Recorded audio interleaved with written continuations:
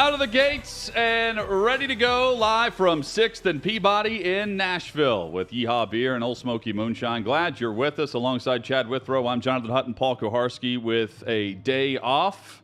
Back with us tomorrow as we preview all things football today and tomorrow. Slammed on the guest list today with the latest insiders. We'll start with our great crew from OutKick. Trey, Wallace talks all things SEC, Tennessee, Florida, A&M, Arkansas, and much more. That's in about 20 minutes from now. Armando Salguero will join us in an hour and 15 minutes. All things NFL, Thursday Night Football tonight, and then the Week 3 slate on Sunday and Monday. Armando joins us. I believe he's still going to Tampa Bay, Green Bay, but living in Miami, I wonder if he's trying to change plans to go to Miami and Buffalo at Hard Rock Stadium. I doubt it, because you have Brady and Rodgers, maybe for the final time if they don't play in the postseason. We'll preview all those games with Armando. Ross Dellenger, senior college football writer and reporter for Sports Illustrated, joins us in hour number 3.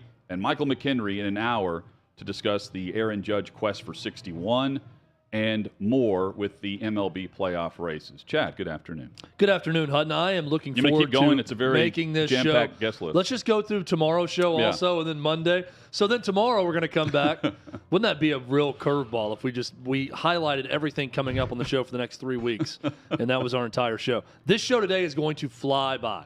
That is my goal. I told Maddie in studio with us before that I am going to mirror his energy throughout the day. Yep. So if he is meek and he is low energy, then I too will be meek and low energy.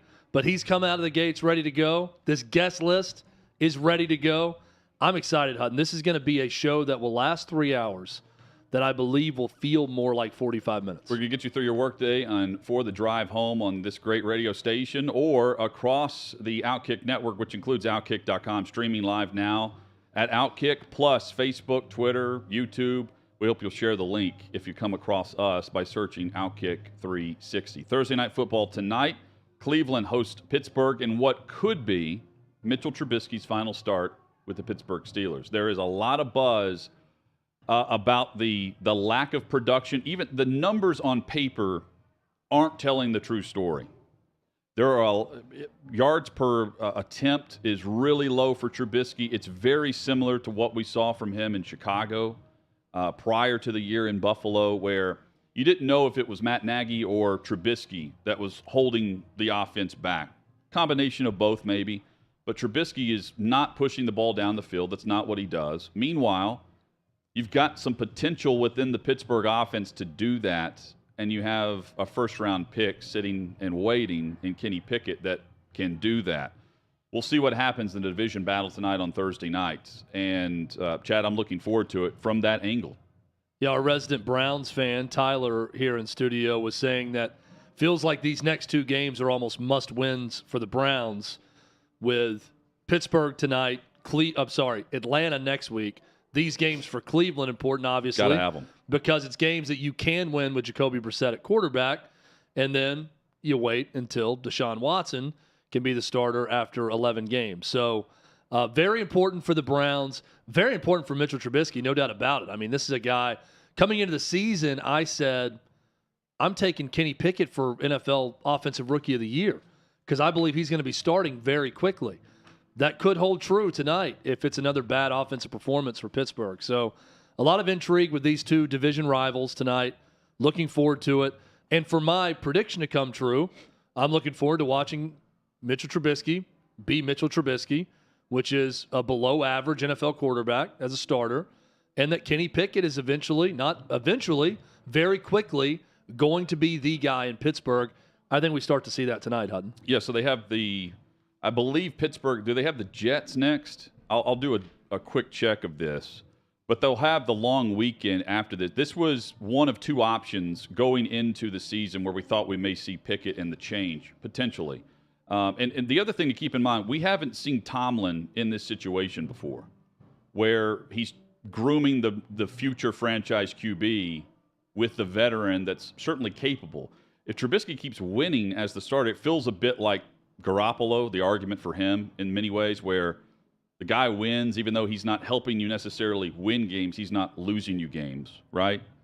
It feels like that, but at the same time, I don't view the Steelers as an organization that sits back and waits and concedes anything. If there's yards and big plays to be had and their starter's not doing that, you drafted Pickett for a reason. Yeah, Mike Tomlin's not a guy to accept defeat They do have the Jets at home or next week. accept anything on his roster that's less than the best of what he can get out of his roster. And if he sees deficiencies, the quarterback position, and the opportunity for better things with another quarterback, this being Kenny Pickett, I think he will make the move quickly.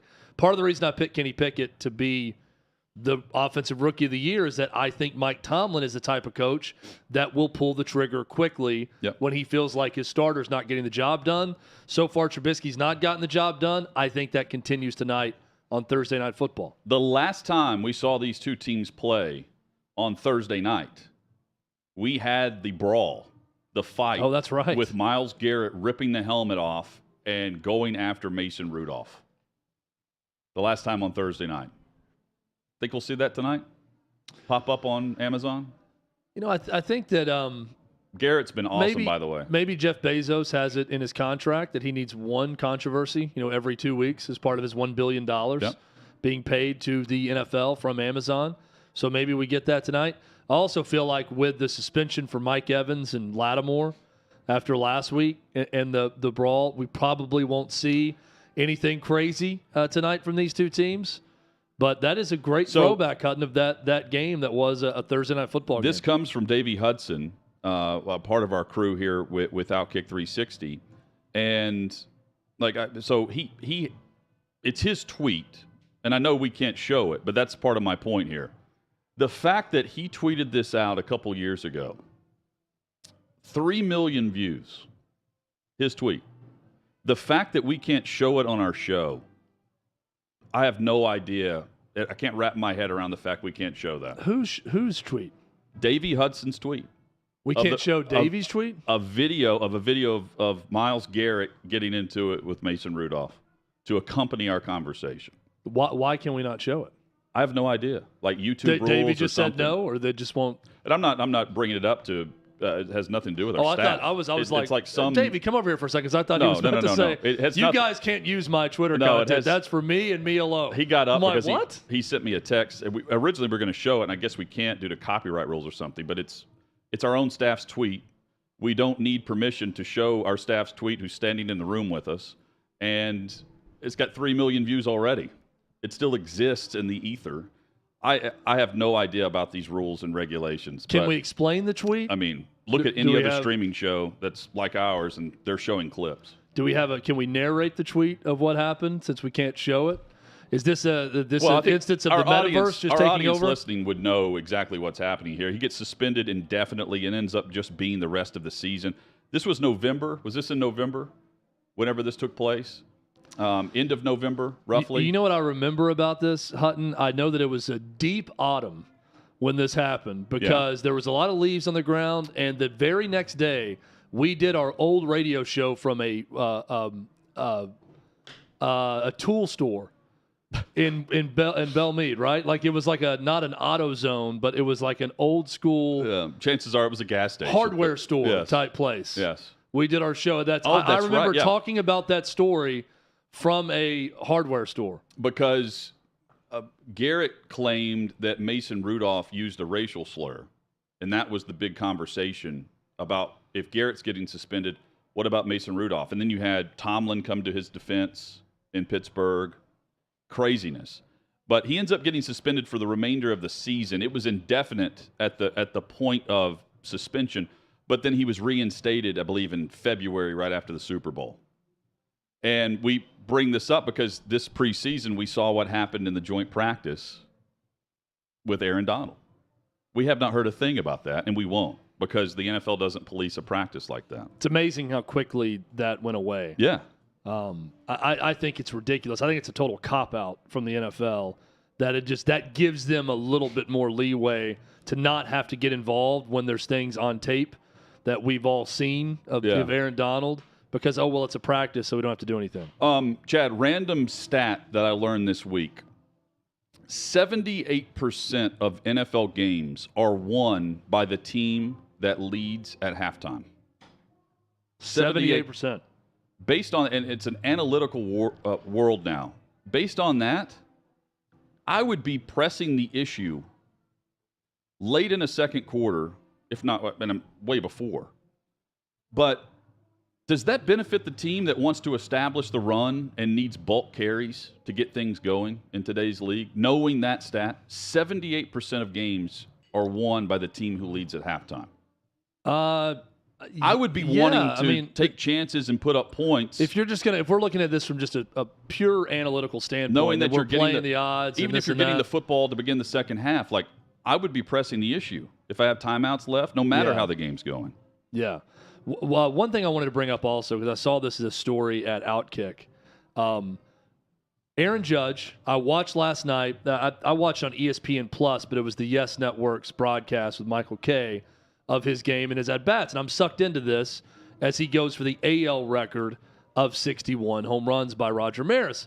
People were responding, the Major League Baseball record is 73 by Barry. I said, yes, our tweet and everything we said is AL record.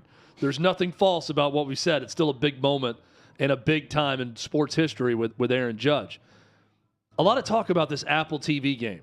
And, well, now people can't see it, and the Yes Network has tried to bargain their way into carrying it, and they're not going to. And something I found out this morning, I have you heard the latest on that? I barely remember. Let me get this clear point, though, because there's a story at OutKick about it right now.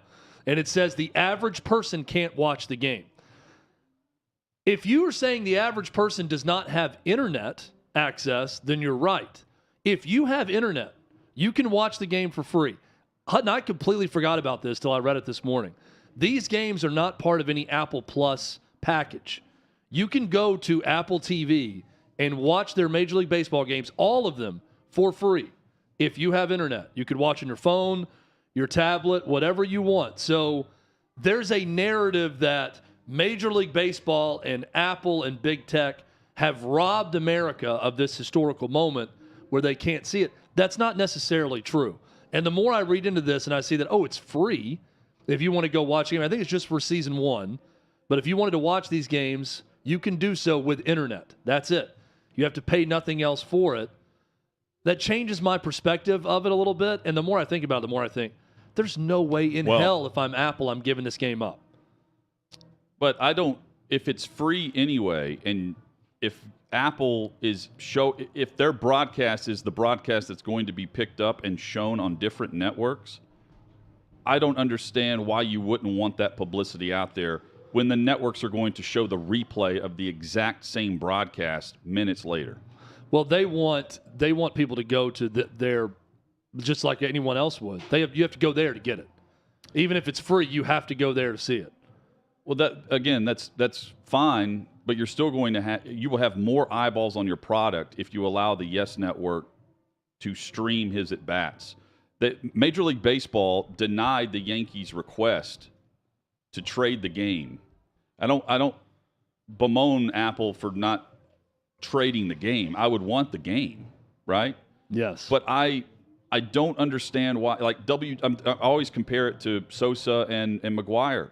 I remember turning it on ESPN, and they would break in with a live at-bat in Chicago of WGN broadcast. Yeah, they did that. They did that last night.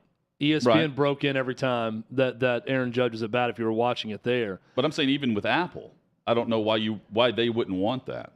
Well, again, I think if it's free, there's no sign up. I can see both sides of this, but if I'm Apple, I totally understand we're not trading it because we're paying good money for this Friday night package, and we got gifted this big moment possibly with one of our games. We had no idea this was going to be the case when we signed up for this. So we still want to steer people to our page to see what's on here, to watch it that way, and not give them any other out. Because the thinking is, well, it's not really promotion for us. It's just promotion for ESPN. Because people aren't going to see, that's the Apple broadcast on ESPN. They feel like we're going to get more signups by people going online, watching for free on Apple TV, as opposed to watching for free on ESPN on their TV. And because of that, Major League Baseball, there's 10% of the buzz that we had with the last big home run chase. 10%. I'm I've pulled up Twitter last night waiting on updates whenever he's coming to bat. It's hard to find. And, Major League Baseball is never going to have the buzz that they had years ago. But this moment, you can create some buzz by if Apple needs the promotion, tell ESPN to put whatever they need to on the screen whenever you go to the live at bat or you're going to stream it, whatever it needs to be. If it's free anyway, and all of these different outlets are going to show the highlight of it, I don't understand do I have to sign up to even watch it? I don't know. I just know that it's free if you have internet. So it's not nearly as difficult as I once thought, having read that. So you can just go. I can just go to appletv.com and it's going to pop up those games tonight, and you can watch it there. I really feel like the rising tide would raise all ships in this case for this moment. Hit us up on Twitter with your thoughts at OutKick360. Zach Calzada, season-ending shoulder surgery. He's headed for a medical redshirt year. So he's not factoring in, but he would have this week because TJ Finley has also been ruled out with a shoulder injury. So it's Robbie Ashford's game this Saturday for Auburn as they will play Missouri. Their 5th home game, right? Yes. Yeah. So Auburn has not left the Plains right. yet. Yeah. So they will after this week. I believe they have LSU. Fourth. It's their 4th home game. Is it LSU? Oh, so it's LSU coming up. I believe that may be their first road game. 11 a.m. kickoff against Missouri. Robbie Ashford, the healthy QB right now on the Plains at Auburn. Yeah, Auburn is 2-1, so this will be their 4th game. Coming up, Trey Wallace is going to join us. There's a pretty big game in Knoxville this week, Chad. That's where we start. And then we'll transition to A&M Arkansas and some other big topics across the Southeastern Conference. Looking forward to discussing the Vols and Gators coming up next with Trey Wallace of OutKick. OutKick 360, excited to partner with Aurora Nutriscience, our trusted partner that keeps us mentally sharp and healthy. Aurora delivers your supplements where you need them the most, your body. You're seeing VitaLifeScience.com. VIDALifescience.com is where you can see more information. Our OutKick 360 season ticket holders receive a 15% discount with the code OutKick360. Typical pills, capsules, not well absorbed. In fact, most are only absorbed in small, very small amounts. Your digestive system breaks these pills down until there's little left for you to benefit. But here's Aurora. Unique, cutting-edge, nutritional, and absorbable supplements encapsulated in liposomes that ensures greater absorption in the body's bloodstream. I use the vitamin C, the vitamin D3, and glutathione. Simple single-use packets, grab and go in the mornings, but there are so many other vitamins and supplements to choose from at VitaLifeScience.com, VIDALifescience.com. 15% off with the code OutKick360 at VitaLifescience.com. Hey, listen, if you missed my show, don't at me.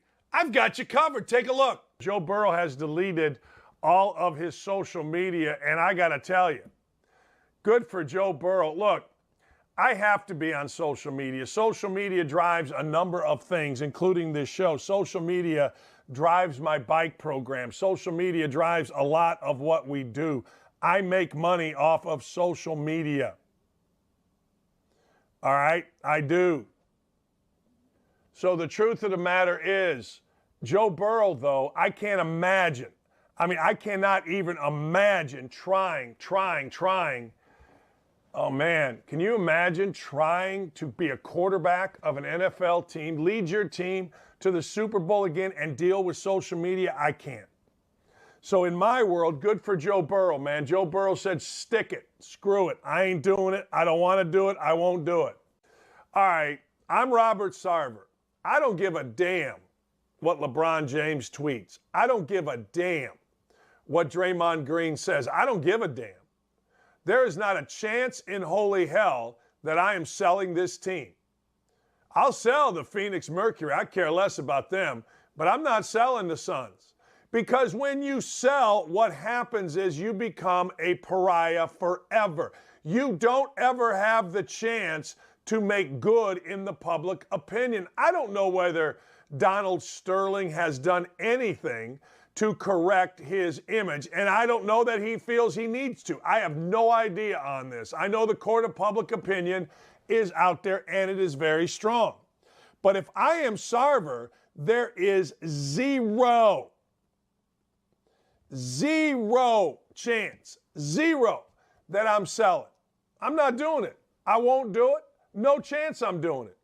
Hey, good, Draymond Green, I'll be around here a hell of a lot longer than you'll be. Adios. 9 to 11 Eastern time at OutKick.com. Hi guys, it's Tommy. Don't forget to follow me on Instagram, Twitter, and Facebook at Tommy Lahren. And in case you missed my last show, here's what you missed. CNN's Don Lemon got a history lesson on the slave trade and the supply chain, and it gives me great pleasure to share my final thoughts on the great humbling of Mr. Lemon.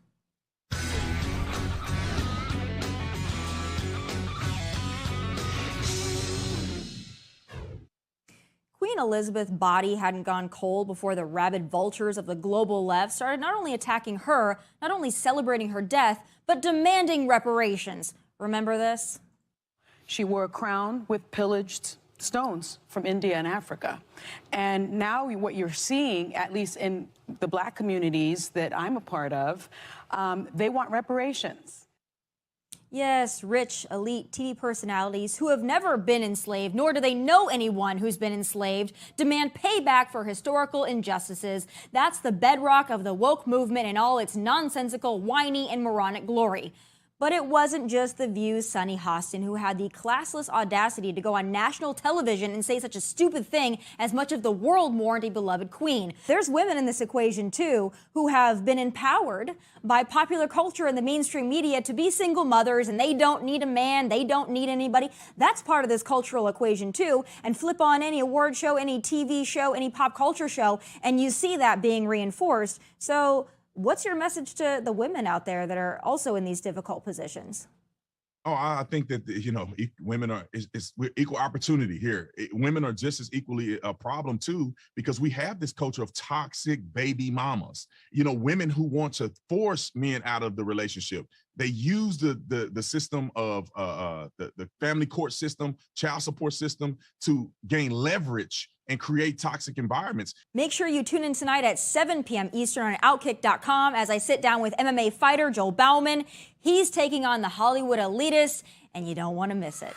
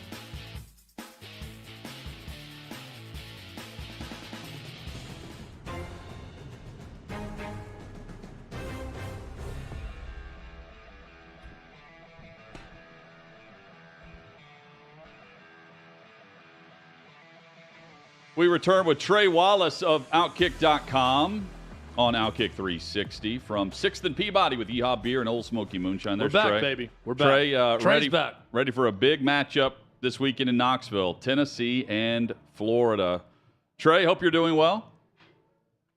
I'm good. I just got back from, I took a stroll around campus. I always like to do a little scene setter piece before the games every weekend. And yeah, it's going to be an absolute madhouse in Knoxville this weekend, just by judging the folks that are on campus on a Thursday afternoon. I saw a picture. Their students are already claiming their spots for game day on Thursday. Isn't that wild? Yeah, and it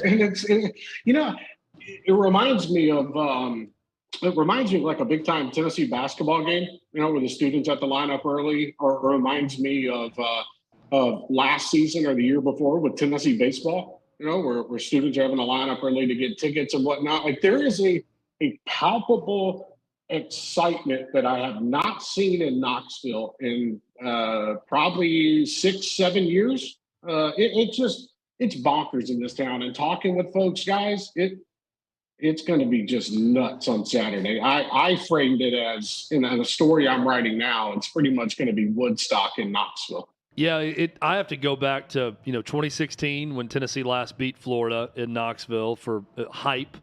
2015 at home against Oklahoma was a big one. I was at that game, which was an all-day hype fest leading into the night, one of the loudest atmospheres I've ever been around in all of college football. And Trey, let's talk about it because this is the game of the week in the SEC. Just how big this would be for Josh Heupel with his fan base. Not that Josh Heupel is in any bit of trouble or anyone doubts him at all. That's a Tennessee fan or anyone around the SEC. But a win over Florida, even as a 10.5-point favorite, a 1-point win over Florida, just what that could do for Josh Heupel in the eyes of this Tennessee fan base, Trey, I feel like it would be huge for him in this program. Guys, it doesn't matter if Tennessee kicks a field goal with 3 seconds left in the game and wins it. It doesn't matter. Beating Florida is just beating Florida. We've seen countless times in the past where you thought a Tennessee team was good enough to handle the job, and then they come up short. Florida just breaks their heart. This feels like, I said before the season, like I thought Pittsburgh was the key game in the season for Tennessee heading into 2022 because I thought it would set up the rest of the way that Tennessee would go this season. And now you're in that perfect scenario where you're entering this Florida game, you're 3-0. All eyes are going to be on Knoxville, at least for the first half, in my opinion. You've got all these different media entities in town, ranging from, the 4-letter network to CBS to Fox, OutKick, we're going to be there. It just everything put into this. And for Josh Heupel, it's big for him in a sense of he needs to be the one to get Tennessee over the hump.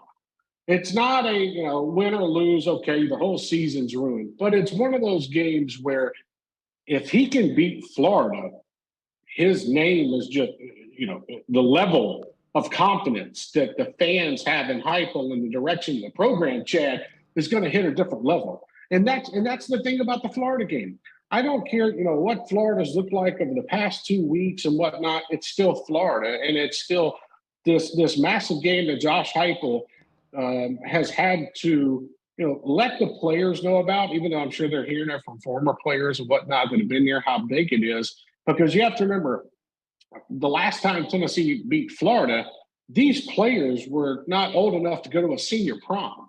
So you have to let these guys know how big this is, especially with players coming across the country. But overall, for Josh Heupel, I think it's massive because you get your program and you take the next step. And just from a season standpoint, Chad, you win this game, you get 2 weeks off to get healthy, and then you go to Baton Rouge, which is a winnable game, in my opinion. And then you come home and you play Alabama. So it's important for a lot of different reasons. But for Josh Heupel to get Tennessee over the Florida hump, I think that's the biggest one. Well, let's look at it from both teams' perspective here, Trey. Trey Wallace, OutKick.com with us. In terms of short-term and long-term importance for both teams, where does this game rank in the most important games of the conference's season? I mean, this is to me, it's a pivotal matchup for both. You can bury Florida if you're Tennessee in the SEC's rankings if we're just looking short-term. Long-term, we've discussed the importance of what this game means for Tennessee and the hurdle they can get over. But Florida also beat Utah. Then they lost to Kentucky. You have to go back to the 50s. Rock and roll wasn't even around in the 50s. The last time that Florida lost to both Kentucky and Tennessee in the same season. It's been a long time. And to me, this is a pivotal moment on Saturday. Yeah, it's big. It's big for those two reasons. It's big for Tennessee trying to set up the rest of the way they're going to go inside the SEC. It's massive for Florida because you got to right the ship. I mean, this is a team that looked horrible against South Florida last weekend, did not look good against Kentucky. And you're coming into this game and you're trying to get things back on track. Like, Billy Napier, I know this is his first year. He's 3 games into it.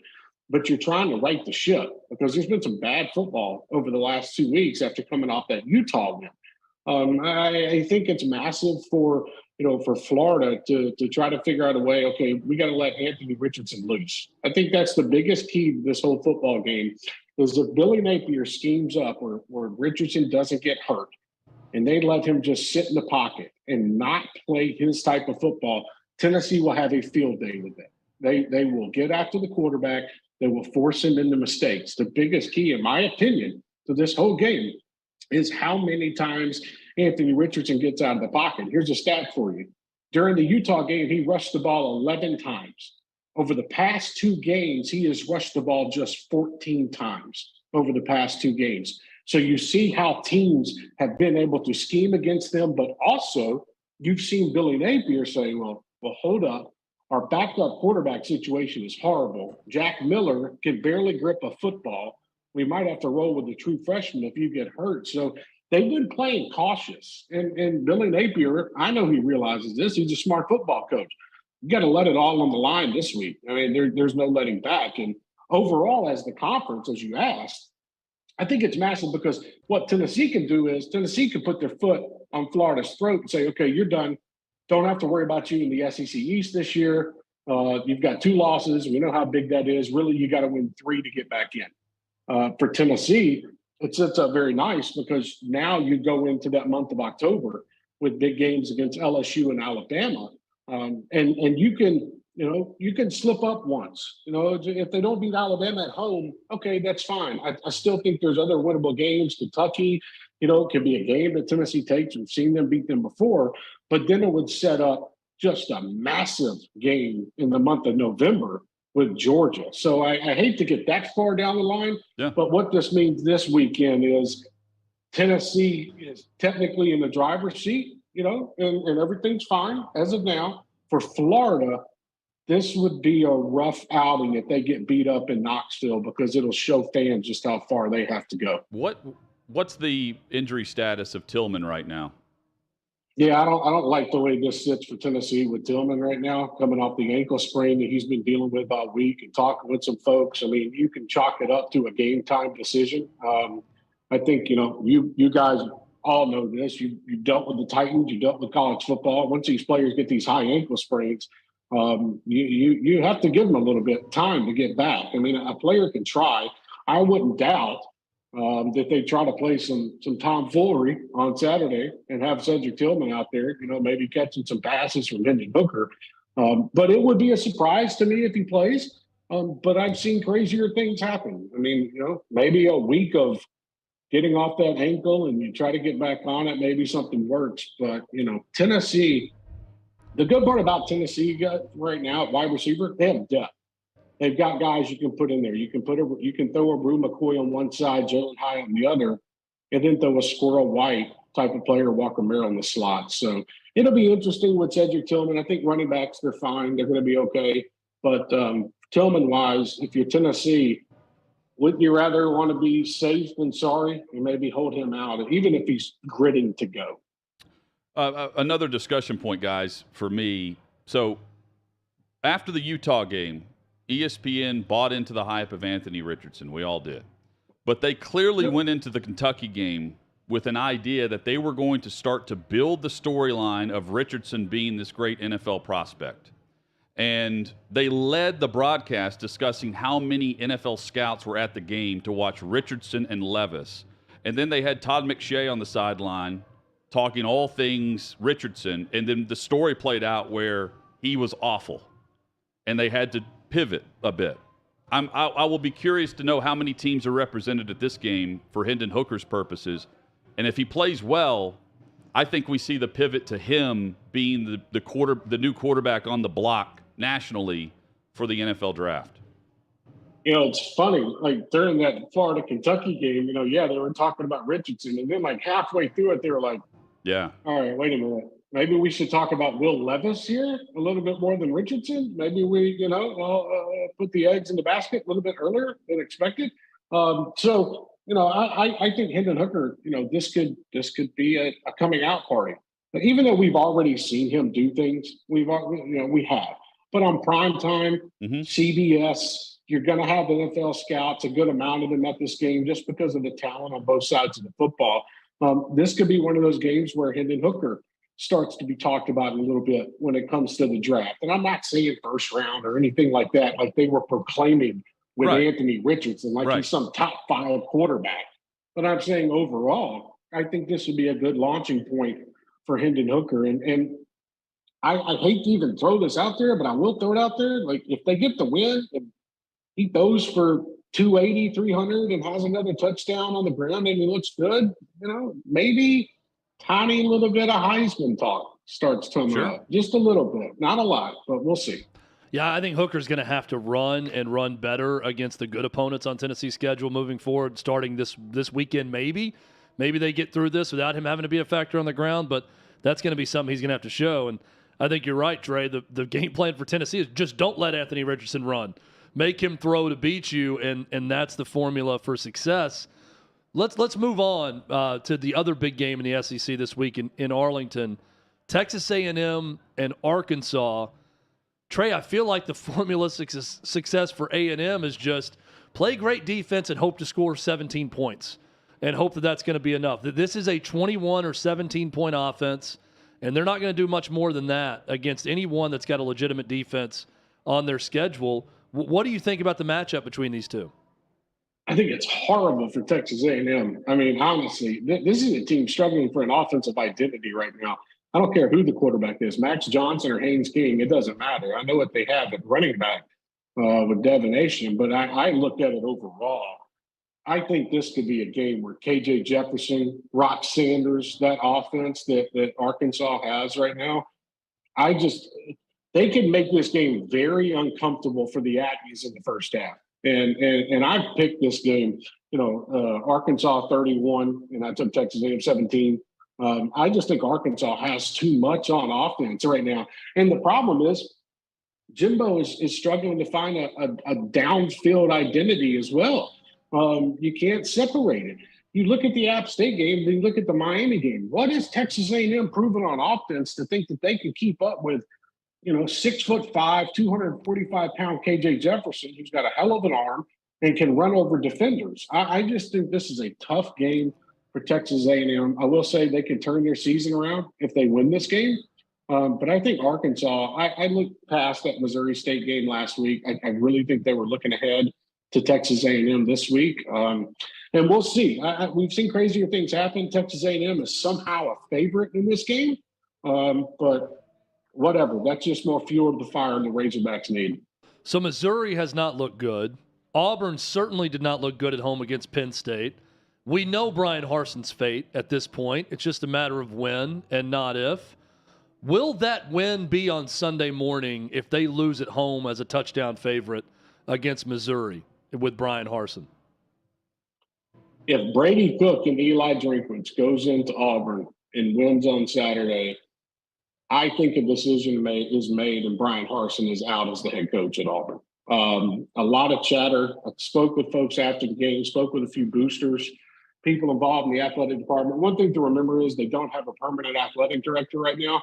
But I've been told President Christopher Roberts, he knows what he has to do when it comes to this situation. I don't know how long you can hold out on it. Do you hold out till the bye week goes down? Look, Eli Drinkwitz is a coach killer. They beat Dan Mullen last year. The day after, Dan Mullen's fired. He's got an opportunity, in my opinion, to do the same thing. Auburn's a stagnant program right now. There's no life to them. And also, the fans gave it all last weekend. I mean, they're going to come up for an 11 a.m. kickoff against a Missouri team that's really not that good, but they have, in my opinion, a decent quarterback. And if they get caught by Missouri, which I think can happen, I think Missouri can beat Auburn on Saturday. We've seen crazier things happen already earlier in the season. You beat Auburn. I have a hard time believing Brian Harsin coaches another game just because of the noise that's going to happen in Auburn. It's so bad right now, guys. I don't know how he would ever recover. And he won't recover. He's done. It's just a matter of when is he done. Let's play a hypothetical game here, Trey. Let's say that Auburn comes open on Sunday after a loss to Missouri. So now you've got Missouri, Arizona State, Nebraska, all with job openings mid-season.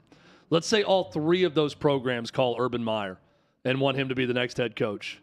rank the jobs that Urban Meyer should take if he's got all three options in order between Nebraska, Auburn, Arizona State. If you are Urban Meyer, I'm using Urban Meyer's example of multi-time national championship winning coach that could take the job that he wants if he actually wants to take one of these jobs. Nebraska, Auburn, Arizona State. I agree with you. I think Urban Meyer going into the Big Ten, something that he knows extremely well, is a lot better, in my opinion, than trying to resuscitate a program at Auburn where you don't have an athletic director right now. You know how much the boosters meddle in that program. And it's more of a, it's crazy as it sounds. It feels like more of a challenge right now at Auburn than it does Nebraska. And maybe I'm wrong on that, but just looking at it on paper, I feel like that would be a tough one. Arizona State's screwed, period. They're going to have to go out there and get a coach who can deal with sanctions that are coming from the NCAA the same way Tennessee did with Josh Heupel. But Arizona State, to me, is just not in that category. So it'll be, maybe there's another job that opens up for two this season. But if I'm Urban Meyer, I'm going Nebraska first, then we see what's going on with Auburn, and you go from there. So, I don't know, guys. I think Auburn would be smart to go find a builder of a program and not just a flash in the pan. If they did, somebody like Hugh Freeze could come in there and recruit immediately and then probably win 8 games. But do you want somebody that's going to come in there and build your program and keep you there? Or do you want somebody that's going to come in there and just try to win immediately, and then 4 to 5 years down the line, you're dealing with problems? Trey, you have Vanderbilt covering the 41 in Tuscaloosa. Why? I sure do. Because I really enjoyed watching A.J. Swan at quarterback last week at Vanderbilt. And this is one of those games, too, where Alabama, if you go look at the covers that they have against SEC schools in the past, the numbers, they aren't that swell. I should have brought them in here. I had them on a piece of paper. I think Vanderbilt actually scores a touchdown or two in Tuscaloosa. And I think Vanderbilt is actually feeling it right now. They just went over their win total. Everybody had them at 2.5 wins. They got the 3. I mean, you have to take the small things in life. And look, Clark Lee's sitting there right now, and he found a quarterback. I think that's the biggest thing. You found a quarterback. I know it was Northern Illinois and whatnot, and I get that. But the way he was throwing the football and it looked like he was running the offense, I could see this game being, 49-14, something like that. And they cover the spread. 2 touchdowns like that would be surprising for me. I read a stat before that Nick Saban at Alabama has held only 2 SEC teams under 100 yards offense for an entire game. The last time they played the last time they played Vandy had 78 total yards in a 59-0 loss. And the other one was the 2011, I think, national championship game against LSU. They held LSU to 98 yards offense in a national championship game. Was the other Well, time. just for reference on Vanderbilt, they were dealing with Derek Mason as head coach. Okay, so it's maybe it is what it is. Well, luckily for Vandy, they were dealing with a backup quarterback from Northern Illinois because they weren't beating the starter the way that game was going until that guy went down. But A.J. Swan did look better than Mike Wright in his limited time. I will give you that, Trey. A.J. Swan in the preseason, Trey, looked so much better than Mike Wright when I went out to their scrimmage. Watching it, there was one SEC caliber quarterback on the field, and it was A.J. Swan. And I was talking with somebody there, and I just said, it's only a matter of time before he plays, and I'm curious to when they decide to go with the freshman, because they took Mike Wright to SEC Media Days for a reason and named him the starter that day. And it lasted 2.5 games, right? It took about 2.5 games, and then they went through all week going to Northern Illinois saying that Mike Wright was still atop the depth chart, and then named A.J. Swan the starter. He played well, and he's got the SEC arm. He's, of course, very raw, and the 41 points to me seems a bit low despite Vanderbilt being improved from last year. It just wouldn't surprise me if somehow in the fourth quarter, Vanderbilt scores another touchdown and they get some wacky play in the first half. Mm-hmm. I can just see. I've seen games like this before. I've seen Vanderbilt go down to Georgia and play kind of close in the first half, and it gets away in the second half. Like, it is what it is. Alabama is going to have their third string in, by the fourth quarter. But all that matters to Vegas is putting one up on the board against their third string. So I'm going to go with the Vanderbilt Commodores. Hey, looking forward to your coverage. Yes. Looking forward to your coverage of Tennessee and Florida on Saturday, as well as the entire conference. We will not be in Knoxville this Saturday. We will be watching from here, but it's going to be a great atmosphere. Can't wait for it, man, and enjoy it. Yeah, I look forward to bringing a lot of great coverage to OutKick this weekend. It'll start tomorrow night. We'll lead all the way into Saturday night after the game. So just follow OutKick.com. I appreciate you guys having me on, and have a fun weekend, and we'll chat soon. Thanks, Trey. There's Trey Wallace. Trey Wallace _ on Twitter. Read his work at OutKick.com. Again, he picked Vandy to cover, not to win. Cover, yes, to cover. I want to clarify that for everyone. Chad, when we come back, Phil Steele released based on what Las Vegas is doing, how they view the top 25. And Las there's a Vegas big takeaway. top 25. Big takeaway. If teams met on a neutral field, who would be favored? 1 through 25 by Vegas. Some interesting takeaways from this list. Yeah, we'll tell you their top 5 and more straight ahead on OutKick 360. I'm David Hookstead, host of American Joyride, where we sit down with some of America's greatest heroes and most unique personalities to hear their stories, just like this one. So this is a question I like to ask veterans. It's another opportunity to kind of shine a light on America, but also on the flip side of and how some people are ungrateful. I think with young people, my age and younger, they take a lot of things for granted, number one. And two, because to your previous point, life has been so easy, they don't seem to understand that things happened before them, but their lives were very difficult. And a lot of people paid a high price to be here. You're one of them. You know a lot of people who are one of them, and so on and so on. So when you hear young people trash America as a terrible country or a horrific place to live, what instinctually do you want to respond when you hear someone just acting like this is a terrible place? I have to keep my instincts in check. Quick story, true story. Right after getting back from Somalia, we were invited by the future mayor of New York, D.C., just a handful of us, to go to New York City and to lead the Veterans Day Parade in November. By the way, the future mayor of New York City was Rudy Giuliani.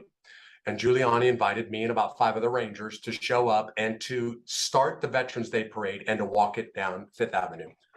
And while we were in uniform and getting ready to stage at the start of the Veterans Day Parade, no exaggeration, we were accosted in the subway by people who were screaming at us and spitting on us and calling us baby killers. And all of this is because of what they saw in the news about Somalia. And my buddy next to me went berserk and almost killed somebody in the subway. And I had to grab him and remind him, he doesn't know, the guy that's assaulting you right now doesn't know what you've gone through and will never understand what you've gone through. Now, to my buddy, Tim Pringle, that didn't make it any better because he's being spit on and accosted in the subway in New York.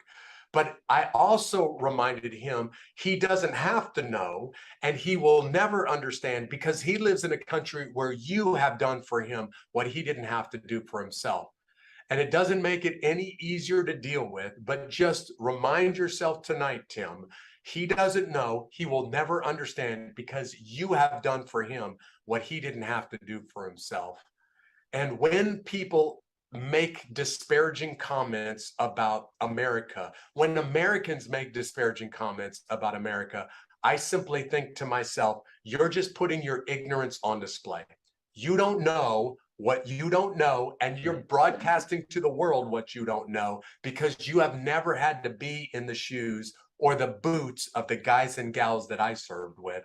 And if you did, you would never make these comments. Because let's just be honest, America is not perfect, not even close.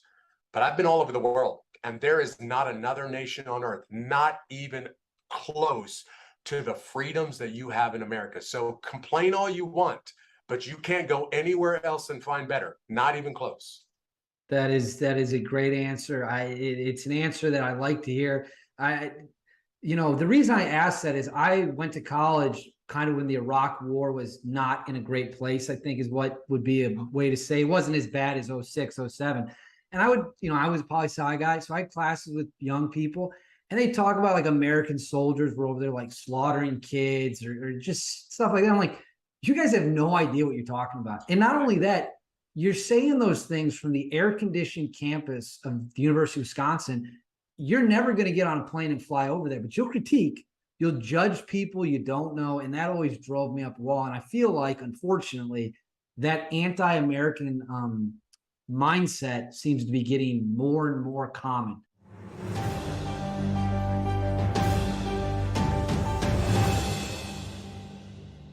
Make sure you never miss another episode of American Joyride ever again. Catch all of it on OutKick.com.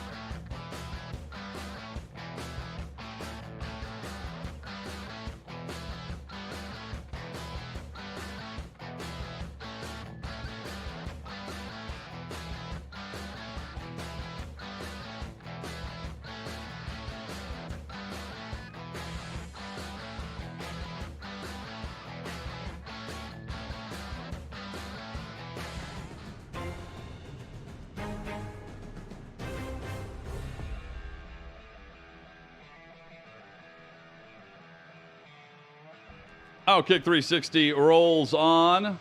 Old Smoky Moonshine. It's looking like fall here at Old Smoky. Beer. Man, the kaleidoscope of colors out our door.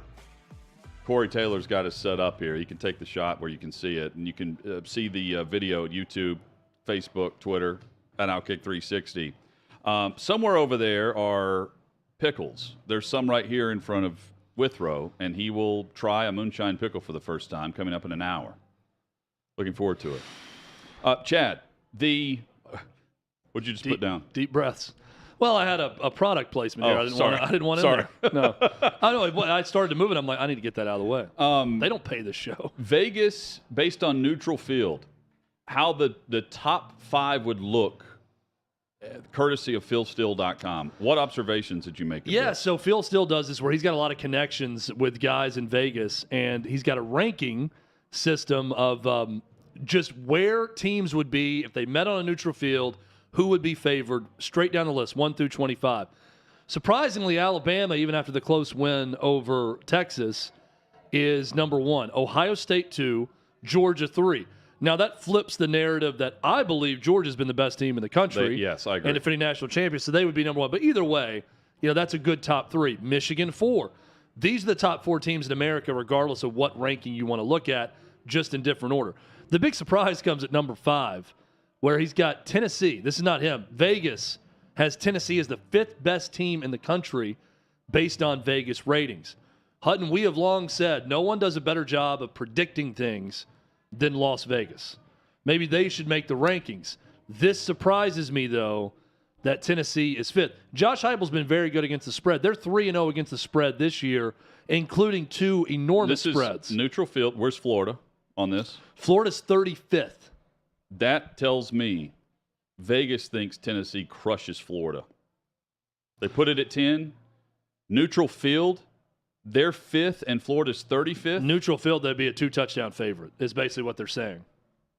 But Tennessee's at home, and they're a 10-point Oh, that's what favorite. I'm saying. Yeah, if we're going by the neutral field, I think because they're 10.5 right now, add a field goal at least. It'd probably be 14, or maybe take it away. I think it should be more because Tennessee's at Neyland. Yeah, maybe. They're yeah. home. I'm going. They trust Tennessee so much. They're 5th on a neutral field. Let me rephrase that. They'd be a touchdown favorite, not 2-touchdown favorite on a neutral field. I think Vegas thinks Tennessee crushes Florida. Surprised to see Tennessee at 5 because they're 11th in the AP, but 5th seems high. Coming up, Michael McKenry, and we discuss Aaron Judge and the quest for the record. And That's pickles. next. And pickles.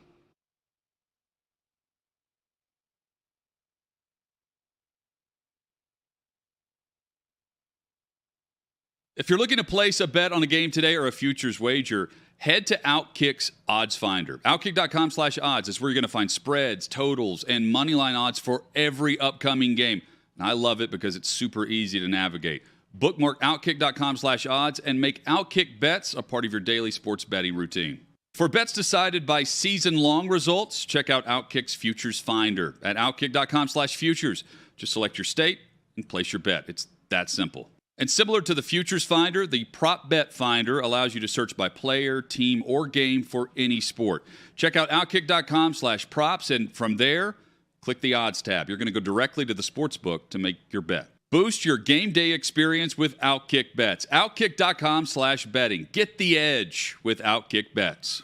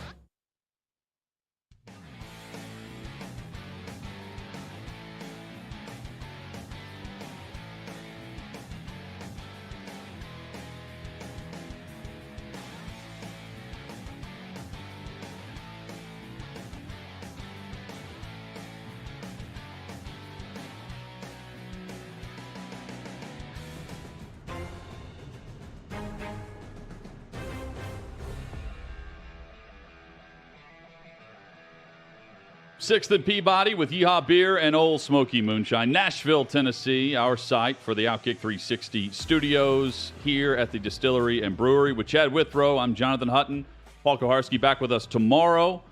Coming up in an hour, Ross Dellenger of Sports Illustrated will be with us to talk all things college football headlines. In 20 minutes, Armando Salguero of OutKick.com. We preview Week 3 of the NFL slate, starting with tonight's matchup between Pittsburgh and Cleveland. And speaking of Pittsburgh, we've got Michael McKenry on the show to kick off hour number 2, part of the Pirates broadcasting team, and, of course, played in Pittsburgh as well. Pittsburgh's been playing New York and the Yankees as Aaron Judge is on the quest for 61. Mike, good to see you, man. Hope things are well. Same to you guys. Thanks for having me once again. And we had a tough time in New York, didn't we? Woo.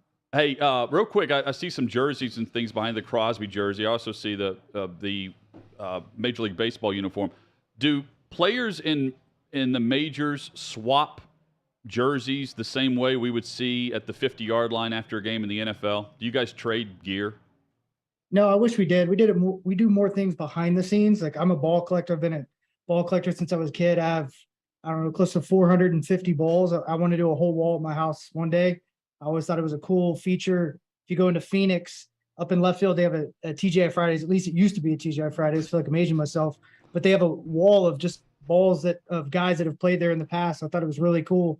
So ever since I went there, when I was 20 years old, I was like, man, I got to have this. So been collecting ever since. But no, I wish they would do that. They did do a really cool feature on O'Neal Cruz, who's named after Paul O'Neal. And they got connected yesterday. Paul O'Neal signed a jersey. O'Neal Cruz signed a jersey. Oh, that's cool. I thought that was really neat. Yeah. Tell us your thoughts overall on the quest for 61 from Judge and the buzz behind it. Watching him over the last couple of days, he is so locked in. I'm kind of wondering, first off, if he's actually human. I mean, the balls he's taking are just off the plate. It just seems like he's so locked in his approach, what he's trying to do. He doesn't seem overwhelmed. A lot of guys look like they're about to get overwhelmed, but this man's trying to win a Triple Crown. He's trying to beat Roger Maris's record. He just tied Babe Ruth 2 nights ago. It is a special type of thing happening. And if you look at the next closest guy with home runs, you're talking about Kyle Schwarber at 40. So he's beating the next closest guy by 20 home runs. Guy's got 40 homers. I mean, it's remarkable that he's doing that much better than everybody else in the league when the trends are all down. The OPS is down, the batting average is down, the power is down across the league. All those things are trending the wrong direction. Not Judge. He pounds the gavel and just keeps going forward. So, Michael, we had this discussion earlier about the record possibly being broken on Apple TV and not on broadcast television. Now, I read today there's a clarification that it is free if you have internet access. You don't have to have a subscription to Apple TV to watch the game. Where do you fall on this debate and discussion about what it means for baseball, or if it means anything if this record is broken on a streamer and not in a setting where ESPN and other networks break in live to every at-bat for Aaron Judge? I hate it, to be honest. I wish that they would open it up to the world. I think it's good for baseball. They've called baseball America's pastime forever. And I feel like 2020, it kind of lost that feel when we didn't go out and play. I think that, through the war times and World War II, who was on the field? Baseball was on the field. Even when we couldn't actually field it with normal Major League Baseball player, what have they done? They've gotten scabs. They started a women's league. They figure out a way to get on the field. So I think it's so very important that they cut to this, whether it be ESPN, SportsCenter. It should be everywhere to try to bring that pizzazz back and start branding these guys. This is a guy that's perfect to change the game, give that LeBron James factor within baseball that we just have not had. We've not had that guy. You have Shohei Ohtani doing things that have never been done. You have Aaron Judge doing things that are just superhuman. These guys got to be at the forefront of the brand of MLB to push this forward, to bring those youngsters into this game. So I'm not trying to be negative about this, I promise. It's okay. You're new to the details of my history of baseball. Chad knows it well. My favorite era, I long for the steroid era because it was about the long ball, right? Mm-hmm. We glorify every summer the home run derby. And Pujols was the storyline of the home run derby this year. I feel like there's a lack of buzz about this chase with Aaron Judge. It's big. I don't think it's nearly as big as I would have predicted in April if you told me in September we were going to be watching him chase Maris's record in passing Babe Ruth with the Yankees this year in a contract year. Maybe I'm wrong. Maybe you see it different. I just feel like, man, McGuire broke the record with Maris. He hit 62 on September the 8th. And here we are, September 22nd in football season. And, we're leading our show today discussing random things about Thursday night football because that's what the audience wants, when I don't feel like it should be. I'm the casual baseball fan, and I love home runs. I will be watching this if they break in live, but I'm not going to sit around and wait on an Apple TV broadcast for his every at-bat like I would if it's on ESPN and Twitter's telling me to go there. I think you absolutely nailed it. And that's one of my favorite times. I mean, that's our childhood. If you think about it, you think about the pitching. Nobody complained about the strike zone when Maddox and Glavine were getting this far off the plate. Those guys figured it out, didn't they? They hit 61, 62. Sosa ended up hitting 66. Barry Bonds gets pissed off. And obviously he goes and does his thing, which I'm still not sure if he's even failed a drug test, and he can't get in the Hall of Fame. He's one of the best players, even if you take him away from those couple years where everybody's like, oh, he's taking this, he was taking that. Was he? Was HGH actually something you're testing for? Absolutely not. Not until 08. So I think it's all about the writers putting the buzz onto this. I think they need to back off. Players need to vote. I think fans need to vote. And then the writers also need to vote to kind of give this a fair shake. Let these guys get in the Hall of Fame.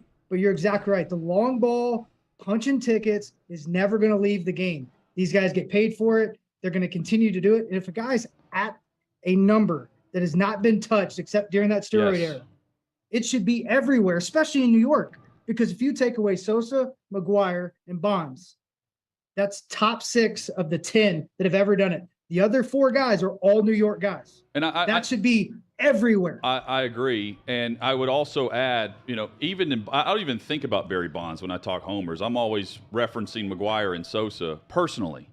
And I know a lot of writers don't reference them, and that's fine. That's their own. But this is about passing the two that everyone would point to with Ruth and Maris and now Judge. And Chad and I joke all the time about the summer of Pedro Gomez following Barry Bonds. Oh, yeah. They would have a report of Pedro Gomez. They would have a report every day on that, even if Bonds was refusing to talk to him. Well, let me – so I promise there's a point to what I'm about to say, and it's not going to be as dark as it sounds. But I am currently watching the Ken Burns documentary on the Holocaust. And one thing I'm learning about this documentary, and it's a lot about the history of America and, the dark moments in the history of our own country that kind of led to things that happened in Europe and how there's some similarities with different things. But what I find in all of this is that as a culture, we typically grow to care more about things and not less about things. So now we care a lot more about different things that we wouldn't have cared as much about 30 years ago, 50 years ago, 80 years before that, 120 years before that, except when it comes to steroids. Because I really do feel like, Michael, we care less today about guys who may have taken steroids at any point in their career than we ever have before. I believe the culture in sport has changed in that direction, but it hasn't changed with everyone. We know there are hardline baseball writers and people that will never vote for anyone ever rumored to have done performance-enhancing drugs. You're a baseball guy. You're around baseball people. Am I correct in saying that the culture has changed to actually care less about what people are doing in terms of performance-enhancing drugs, or do we still care a lot about it? They care a lot about it behind scenes, but I mean, it's always a moving piece. I mean, they're adding new things to that list, the restriction or the ban list. You have to get TUEs to take certain medications. There's a lot of things going on behind the scenes.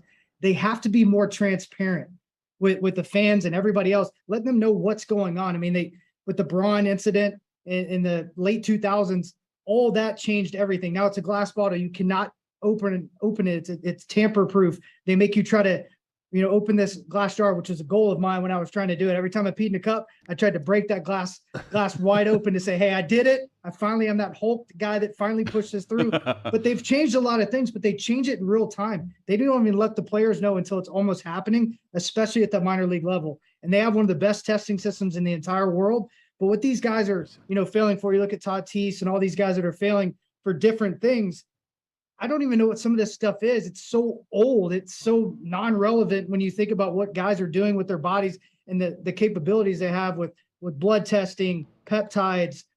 They do IVs. They do all these different things that can enhance their play that weren't even around, weren't even talked about in the Bonds era, the Sammy Sosa era, the McGuire era. And one thing I'll tell you guys is, why don't they ever talk about all the guys that were taking it that Bonds had to face, that McGuire had to face, that Sosa had to face, all those guys that they were facing, the guys that, had 2 years in the big leagues and were throwing 100 that maybe threw 92 4 years prior. What about the greenies? They never talk about that either. All these things matter. So they should teach the history. Maybe they put an asterisk, whatever they want to do, but they need to teach it so it is relevant, so they understand, hey, this wasn't just the top tier guys being able to do this. Everyone was on major league minimum. They could afford to do these things. And some guys that I know personally had no opportunity to get to the big leagues. They got brought in the GM office and were told, hey, you need to get a little stronger this offseason. You know what I mean? Get a little stronger, huh? You need to get a little stronger. They come back and they have a 10-year career because of some help.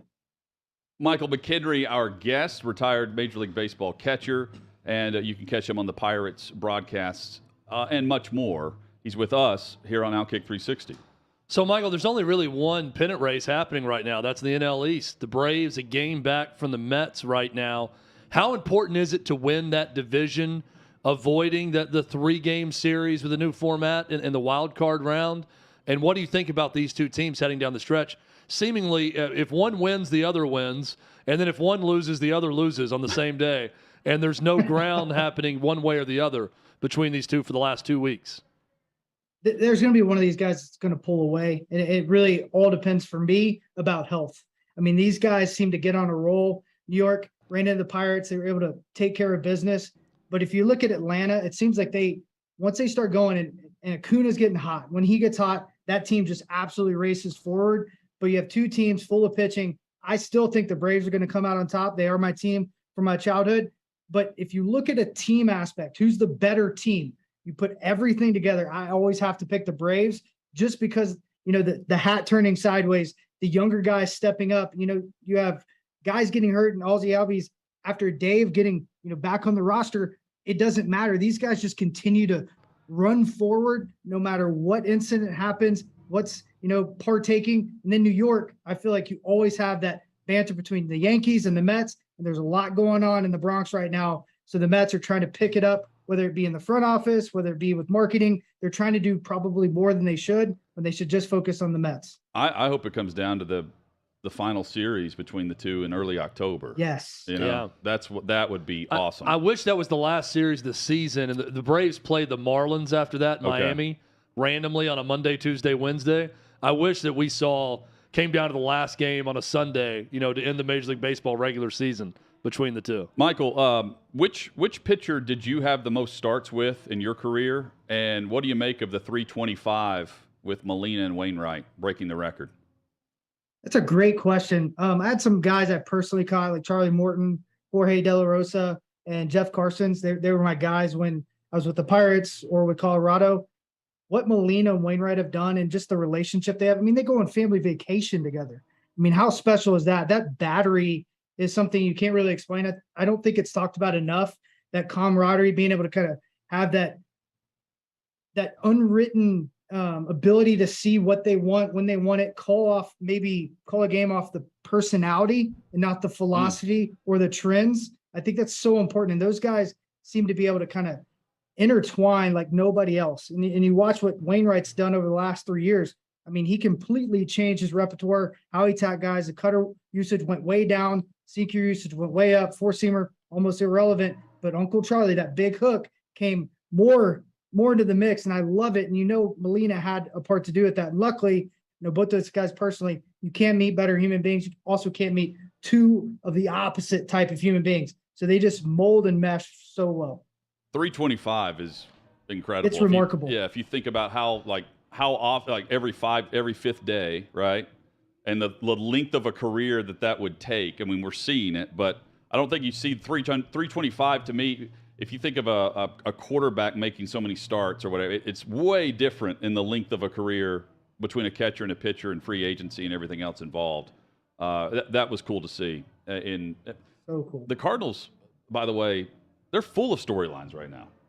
Woo. They've got a great, They've got it great with all the individual achievements going on. Not bad. Is there a team you see, Michael, that you think if you're a team you'd like to see them in the playoffs? In other words, the team that maybe is the weakest heading into the playoffs. I don't know that it's the Cardinals, but it's tough to pick one in the National League. Is it the Guardians in the AL? What's one you point to and say they've had a good year because they're going to go to the playoffs, but I'd rather see them as opposed to someone else? I'd like to see the Brewers in the playoffs other than the Phillies, personally. The Brewers are a team, if you look at their pitching staff, I mean, their pitching staff is off the charts. They've kind of gone up and down with the roller coaster when you think about their offense. But if they can get hot down the stretch, they have a really good opportunity. I mean, they play Cincinnati for 4, then they play St. Louis, which is going to be tough, but only for 2, and then they play Miami. So they play some guys that are really just having tryouts towards the end of the season. It's kind of what it turns into. Guys, throwing out different lineups, trying different things. Youngsters getting a lot of opportunities. So if they can take advantage of that, obviously I'm a Central guy, but the Brewers, if they get into the playoffs, they're going to be a force to be reckoned with because you have Burns, you have Woodruff, you have these guys that can just flat out pitch, and they're trending in the right direction. If that offense starts going, watch out. Are you in Pittsburgh right now? I am. What's Yes, the buzz for Pickett? I've heard a lot, and they've also been wearing out the offensive coordinator a lot up here. So I'm kind of interested why he's not playing, to be honest. I mean, it seems like everybody likes him as a human being. It seems like he's a leader first, and he's a servant leader at that, and he's putting in the time, the reps, the extra hours. So I'm just waiting for him to get more opportunity, more chances. Obviously, they have some things going on behind the scenes, trying to maybe slow it down. Yeah. But at some point, even with that soft offensive line that they say, those guys are still NFL linemen.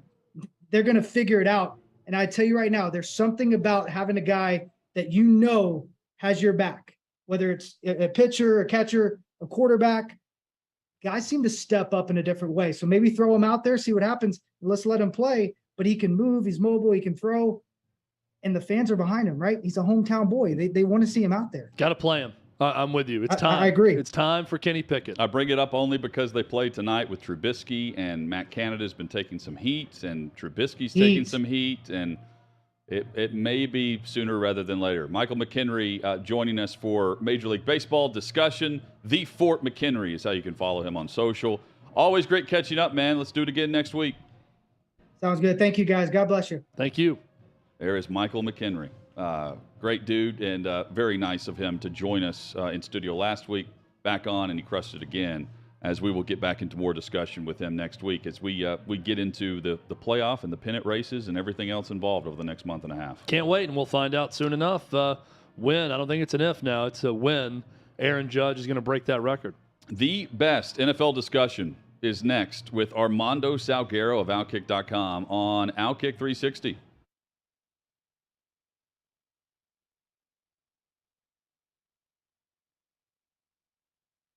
Hey, listen, if you missed my show, don't at me. I've got you covered. Take a look. Joe Burrow has deleted all of his social media, and I got to tell you, good for Joe Burrow. Look, I have to be on social media. Social media drives a number of things, including this show. Social media drives my bike program. Social media drives a lot of what we do. I make money off of social media. All right? I do. So the truth of the matter is, Joe Burrow, though, I can't imagine. I cannot even imagine trying. Oh, man, can you imagine trying to be a quarterback of an NFL team, lead your team to the Super Bowl again, and deal with social media? I can't. So in my world, good for Joe Burrow, man. Joe Burrow said, stick it, screw it. I ain't doing it. I don't want to do it. I won't do it. All right, I'm Robert Sarver. I don't give a damn what LeBron James tweets. I don't give a damn what Draymond Green says. I don't give a damn. There is not a chance in holy hell that I am selling this team. I'll sell the Phoenix Mercury. I care less about them, but I'm not selling the Suns. Because when you sell, what happens is you become a pariah forever. You don't ever have the chance to make good in the public opinion. I don't know whether Donald Sterling has done anything to correct his image. And I don't know that he feels he needs to. I have no idea on this. I know the court of public opinion is out there and it is very strong. But if I am Sarver, there is zero chance, that I'm selling. I'm not doing it. I won't do it. No chance I'm doing it. Hey, good, Draymond Green, I'll be around here a hell of a lot longer than you'll be. Adios. 9 to 11 Eastern time at OutKick.com. Hi guys, it's Tommy. Don't forget to follow me on Instagram, Twitter, and Facebook at Tommy Lahren. And in case you missed my last show, here's what you missed. CNN's Don Lemon got a history lesson on the slave trade and the supply chain, and it gives me great pleasure to share my final thoughts on the great humbling of Mr. Lemon.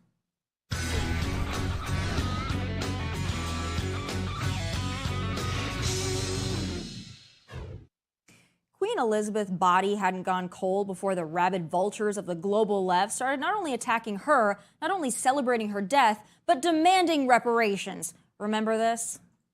She wore a crown with pillaged stones from India and Africa. And now what you're seeing, at least in the Black communities that I'm a part of, they want reparations.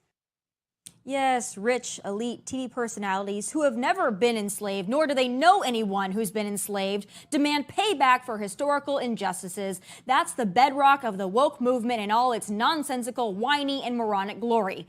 But it wasn't just The View's Sunny Hostin who had the classless audacity to go on national television and say such a stupid thing as much of the world mourned a beloved queen. There's women in this equation, too, who have been empowered by popular culture and the mainstream media to be single mothers, and they don't need a man, they don't need anybody. That's part of this cultural equation, too. And flip on any award show, any TV show, any pop culture show, and you see that being reinforced. So what's your message to the women out there that are also in these difficult positions?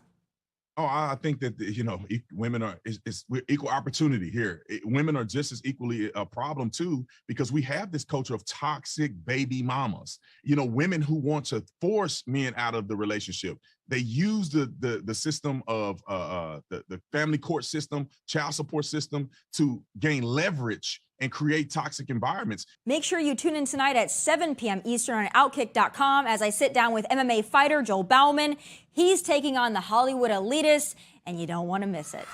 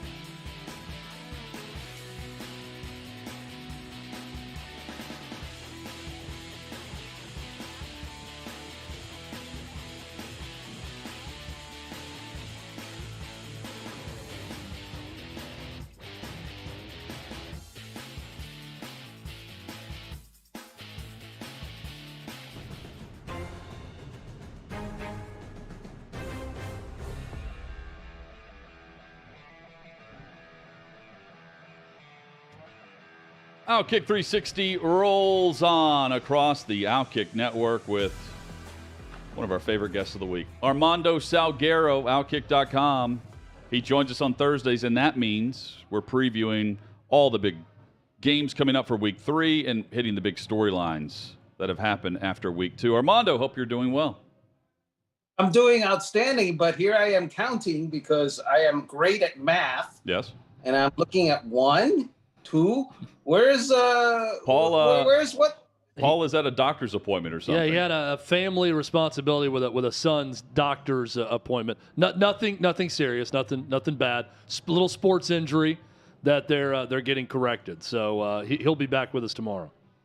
Well, I'm very disappointed that he can't play hurt or play when he he has other issues. He's like Tom Brady. He's got personal issues.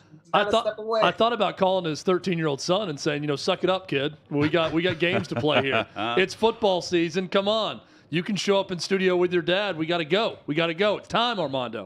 It's time. We got to get it going. I'd love to hear that phone call. Yeah, it would have gone over really well with Mrs. Kowarski. I can tell you that much. Hey, I mentioned earlier in the show, I believe you're going to Tampa this weekend, right, to cover Bucks and Packers, and I totally understand why. You've got Brady and Rodgers, and it's a big NFC matchup. Did you hesitate whenever you saw 2-0 versus 2-0 coming to South Beach, Hard Rock Stadium, Bills and Dolphins? Yes, I hesitated because obviously, the Dolphins coming off of that electric, dynamic performance, especially in the fourth quarter, and this is going to decide the lead in the AFC East. It's a thing. It definitely is a thing. It'll be our OutKick game of the week. I'll write about it beforehand, and then we'll handle it on Sunday with our throng of writers. And while I'm at Tampa Bay, yeah. So outside of it's not even surface level. It's a good preview. It's Tyreek Hill and their speed with Waddle, and of course Tua with the 4 touchdowns and 200 yards passing in the fourth quarter. Outside of just those two players and how great Tua's been, what else is being discussed with what is going so right now with the Dolphins that has allowed them this energy and buzz and push to where not only, if they beat Buffalo, Armando, I think that the discussion turns more of, okay, they're more than just a wild card contender. This could be more. I know it's early, but that will be the discussion next week. They're already the discussion this week. Well, when you take into account the fact that the Buffalo Bills basically dismantled the defending Super Bowl champions. You're being polite. And then further dismantled the number 1 seed in the AFC last year, the Tennessee Titans. You look at that, and they didn't exactly play great in either of those 2 games, and they're not complete yet. Tre'Davious White is not playing. They've got a secondary that's a mishmash, and it's really going to be a mishmash against the Dolphins. If the Bills come out and, handle their business with their JV against the Dolphins, especially when they've got 3 guys potentially out in the secondary, you could pretty much say that the AFC East is over. However, if the Dolphins, win that game, and I'm not talking about putting up a fight, I'm not talking about being close, because, by the way, the Dolphins have not put up a fight against the Bills in recent games. I think they've been outscored by something like 90 points in the last 4 or 5 games.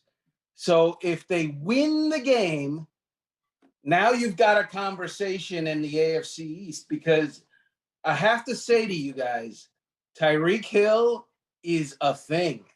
He's for real. We knew this, but kind of forgot it last year when, teams were trying to keep the Chiefs from throwing deep, and were successful in doing that. And it took them a while to get to that. What just happened? Because now teams have forgotten how to handle Tyreek Hill, and he's getting behind secondaries. That's a dangerous situation for everybody else. Let's talk Thursday Night Football on Amazon tonight. Pittsburgh and Cleveland. How quickly do you think we could see Kenny Pickett if things don't go great for Mitchell Trubisky tonight with Pittsburgh? So, Mike Tomlin told Jay Glazer, who is the Fox NFL insider, that he was going to stick with Trubisky all year, and that Kenny Pickett was going to sit all year. Do I believe that? Mike Tomlin has never had a losing season in Pittsburgh. If he decides and he sees that Mitch Trubisky, like last week when he couldn't get the ball deep and they averaged all of 4.2 yards per pass play, if that's more than a snapshot, if that's the trend, you better believe that he is going to turn and go with Kenny Pickett. Not necessarily, next week or the week after, but for sure, because there is no time to kind of like dodge and dance and have patience. Patience is good up to the point where it comes and it's in the, it's blocking you from being good and blocking you from winning. Such a bland game plan between Matt Canada and Mitchell Trubisky. It's very similar to what we saw in Chicago with Matt Nagy. And the discussion was, is it the coach or the quarterback? Well, Trubisky, after a year in Buffalo, is doing a lot of the same things he was doing in Chicago in terms of production. Different offense, but production. And to me, without TJ Watt, the third time since 2017 the Steelers failed to record a sack last week? So the defense is going to take a step back without TJ Watt. They need a bolder game plan than what we've seen early on. And if they can't get it from Trubisky, and they know they're not going to have the same force of pass rush, and you're going to have to keep up with the opposing offense, to me, I think Pickett plays sooner rather than later if we see more of the same tonight. The one thing that I would warn you about is that tonight they're facing Jacoby Brissett, who I think is just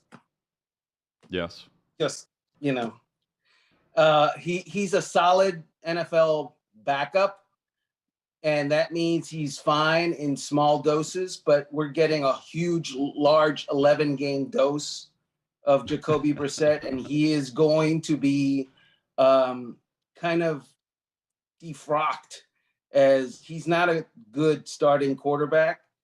And my guess is that this is not going to be a high-scoring game tonight, and that the Steelers might win such a low-scoring game. By the way, last week, the Cleveland Browns, they lost in embarrassing fashion. And if you look at it, because, Nick Chubb didn't take a knee or sit down or lay down at the 1-yard line, with the Jets having no timeouts and 1:55 to play, Kevin Stefanski had no clue. Yes, he was mic'd up. He had no clue. He's the head coach.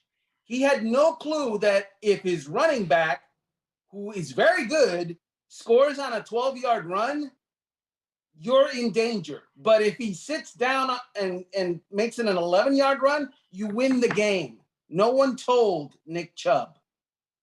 Chad, what he's saying is tonight's game is not going to be Chargers-Chiefs from a week ago. No, and I'll give you another game that's not going to be Chargers-Chiefs from a week ago, and this is going to be a chance for you, Armando, to prove just how good you are at your job. We're going to go from bad to good. There's some good matchups this week I want to ask you about. But is Houston at Chicago the least interesting game we've seen in the NFL in a while from an offensive perspective, and two teams that seem to be going nowhere right now? Well, my question would be, what is the correct answer that would make me good at my job? You give if you can either you compound that by telling us just how boring it is, or you tell me something interesting about this matchup. We had a discussion before the show about the most boring team in the league, and I'm looking at this matchup and I'm thinking, boy, I can't imagine caring less about an NFL football game than Houston at Chicago in week 3 with these two teams. Well, the reason that I'm really interested in this game and would say to you that you should be interested in this game is because the Houston Texans hired Lovie Smith to be their head coach. You know that Lovie Smith took the Chicago Bears to the Super Bowl, right? Yes. That lost to Peyton Manning and the Colts. Yes, that's not the reason. Lovie Smith has grown out a beard that has made him look like Father Time. Have you seen it? Oh, yeah. It's great. And we all know that Father Time is supposed to be undefeated. He never loses, and yet Lovie Smith is 0-2. So is this game going to be a continuation of Father Time losing his mojo? You did it. You just proved why you're so good at your job, Armando. Well done. The only thing that comes closer to me is Seattle-Atlanta, where Marcus Mariota and Geno Smith are the two starting quarterbacks in that game. At least we have Justin Fields playing and trying to show something, even though he never throws the football. The new segment on the show, we just go through the worst matchups of the week and just talk about how much we don't care about these games. Hey, Armando, Bucks-Packers, the game you'll be covering at OutKick. This game, of course, Brady and Rodgers, we don't need the introduction there, but Brady led the NFL in touchdown passes. Rodgers led the NFL last year in quarterback rating.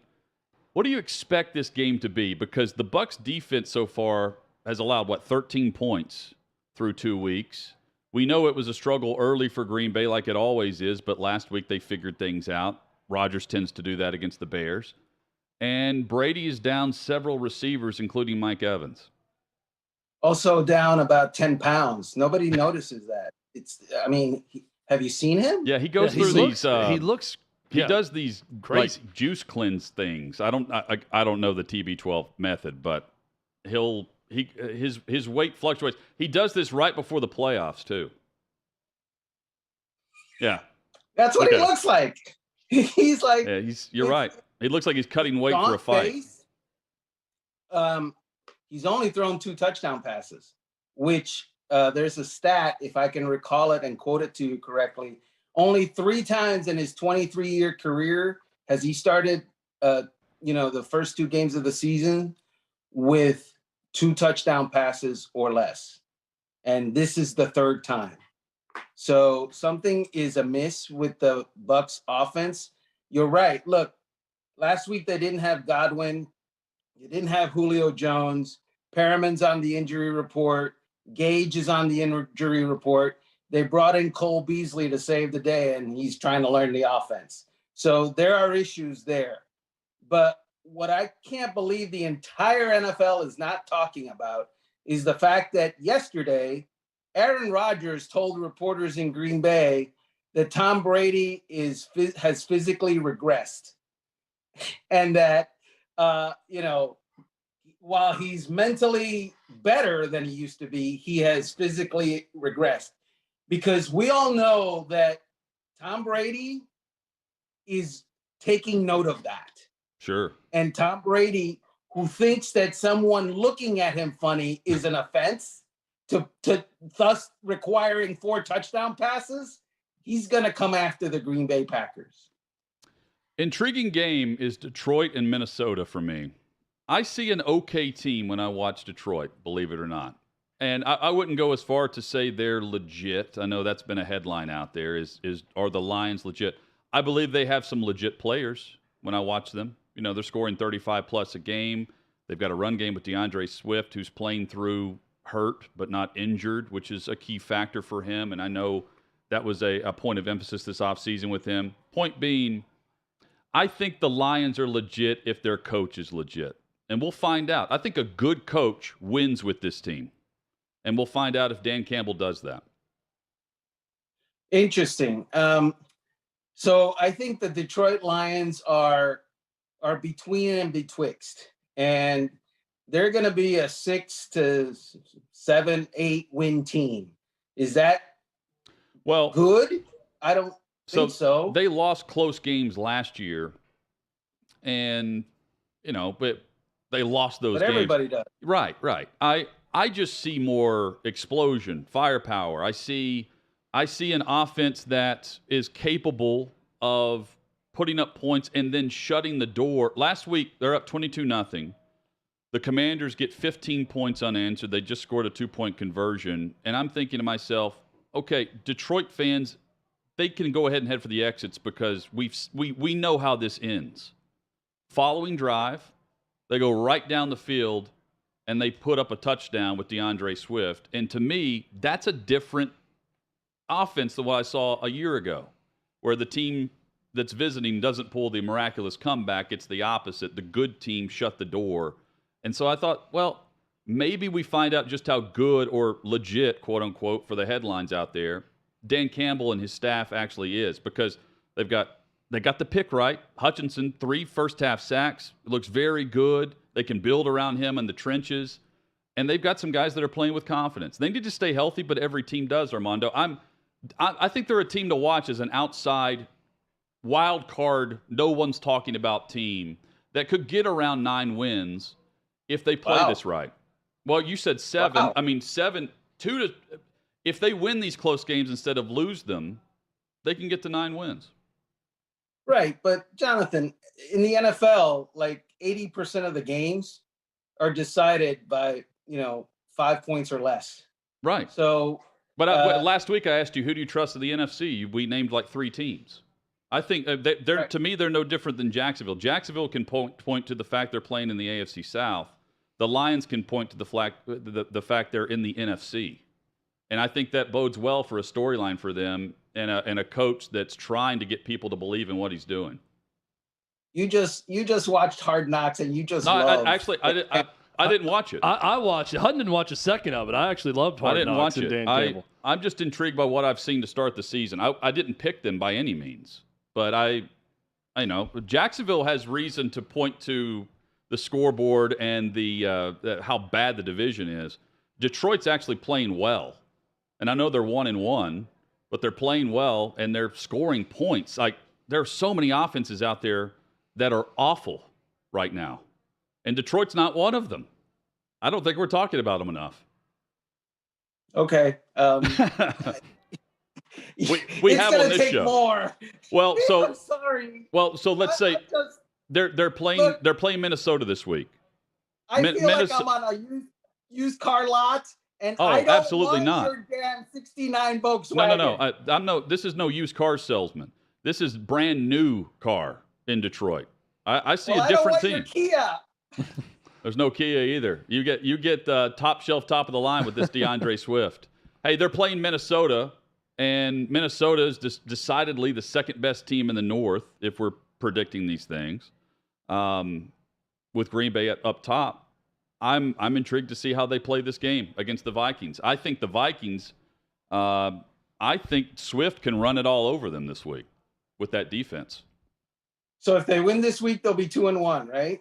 Hey, that's 7 away from 9 wins in a winning season if they win this week. What good team did they beat?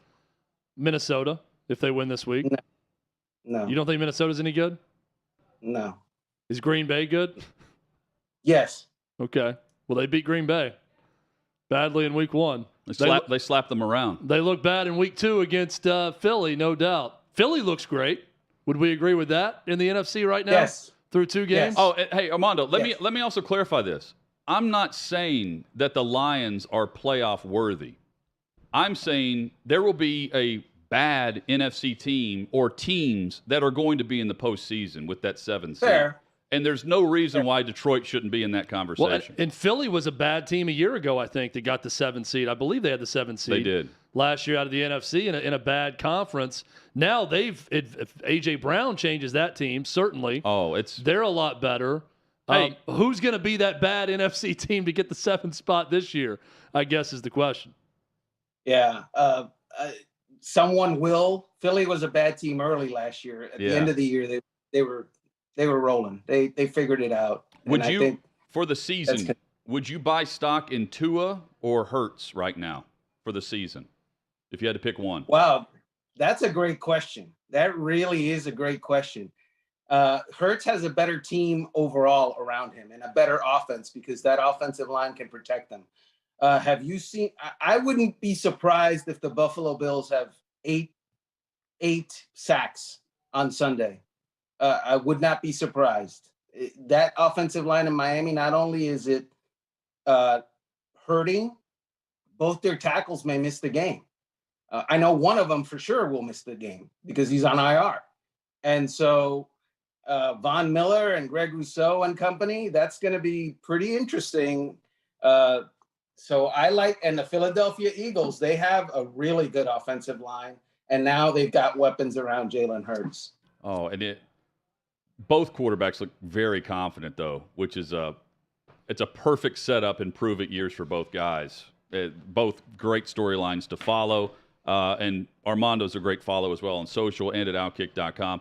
Enjoy Tampa in what is likely the last meeting. We may see it in the postseason, the last meeting head-to-head between these two teams with the quarterbacks that they have. And who knows, maybe Tom retires and comes out of retirement again, and we see the matchup down the road. But that's going to be cool. Let me just be honest with you guys.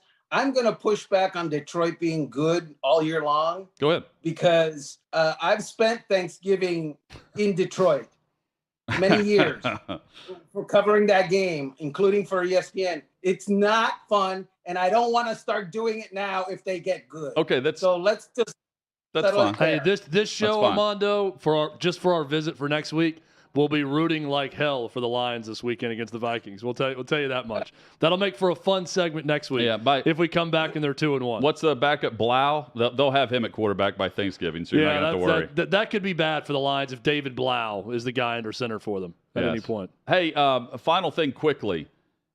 The Chargers and Herbert. Herbert's ribs banged up. He's probably going to play. They're going to give him an injection, and he'll play. They're playing Jacksonville.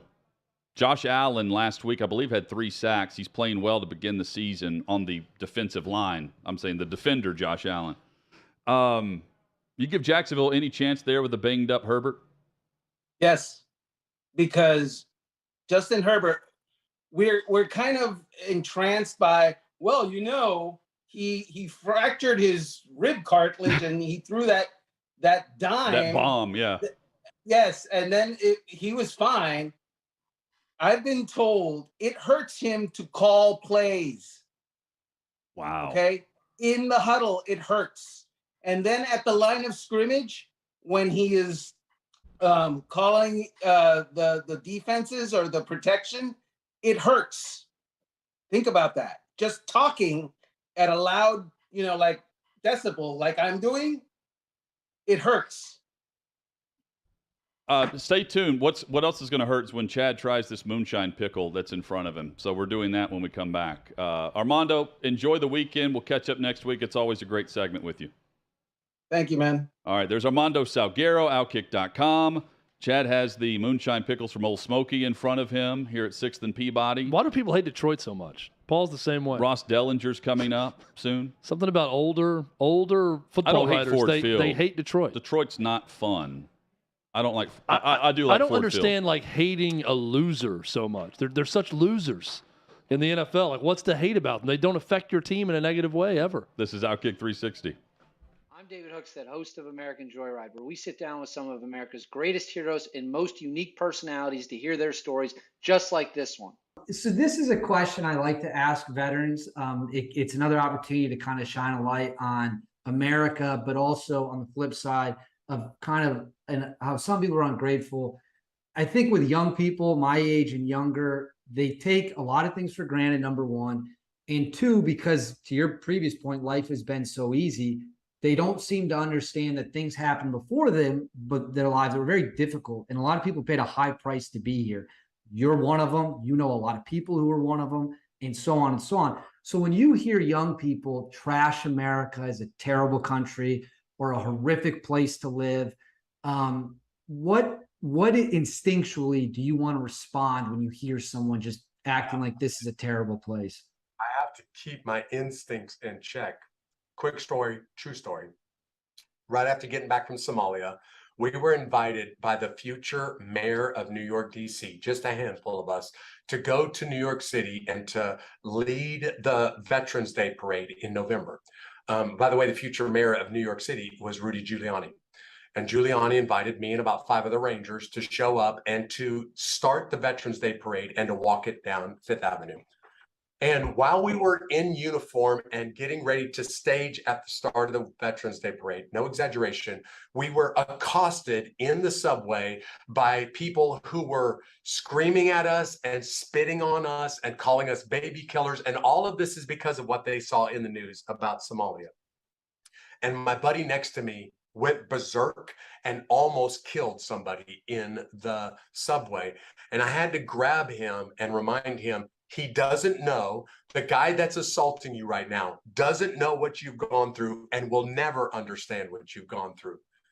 Now, to my buddy, Tim Pringle, that didn't make it any better because he's being spit on and accosted in the subway in New York.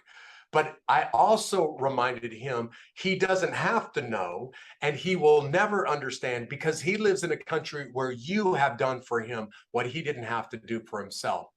And it doesn't make it any easier to deal with, but just remind yourself tonight, Tim, He doesn't know. He will never understand because you have done for him what he didn't have to do for himself. And when people make disparaging comments about America, when Americans make disparaging comments about America, I simply think to myself, you're just putting your ignorance on display.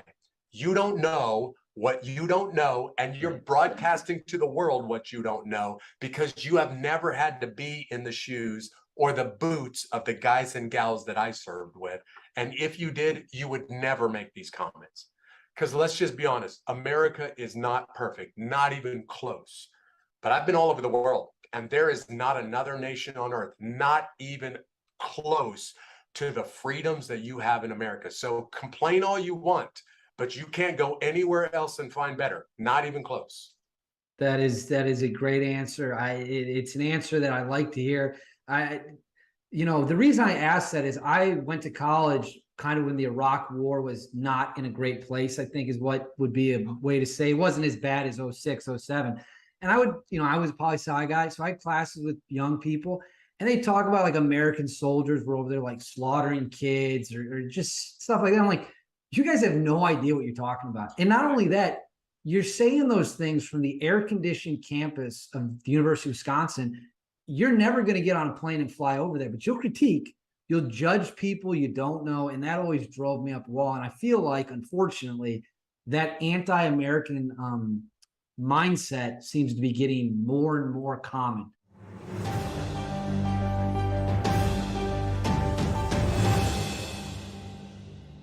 Make sure you never miss another episode of American Joyride ever again. Catch all of it on OutKick.com.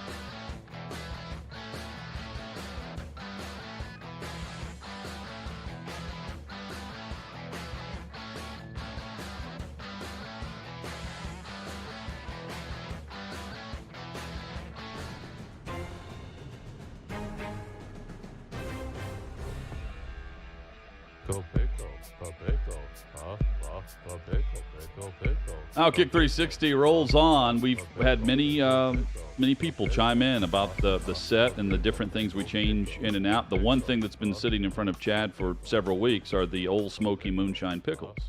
It's consistent. It's there every day. It's exactly what you want to see every day.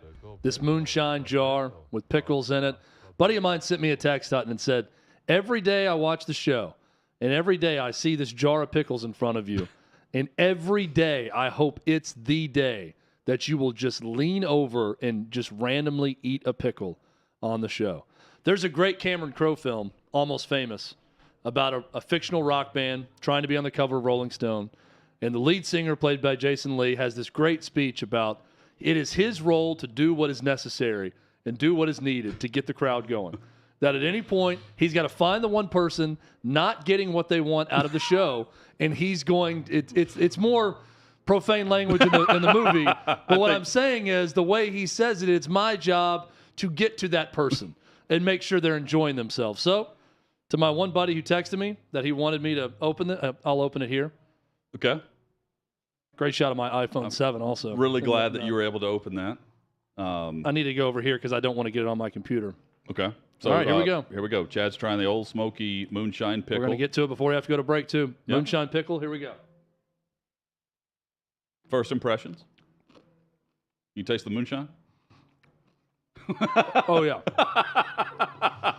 Oh, yeah. Is it like the White Lightning strength or 180 strong. proof? Or It's strong. No, I can taste it.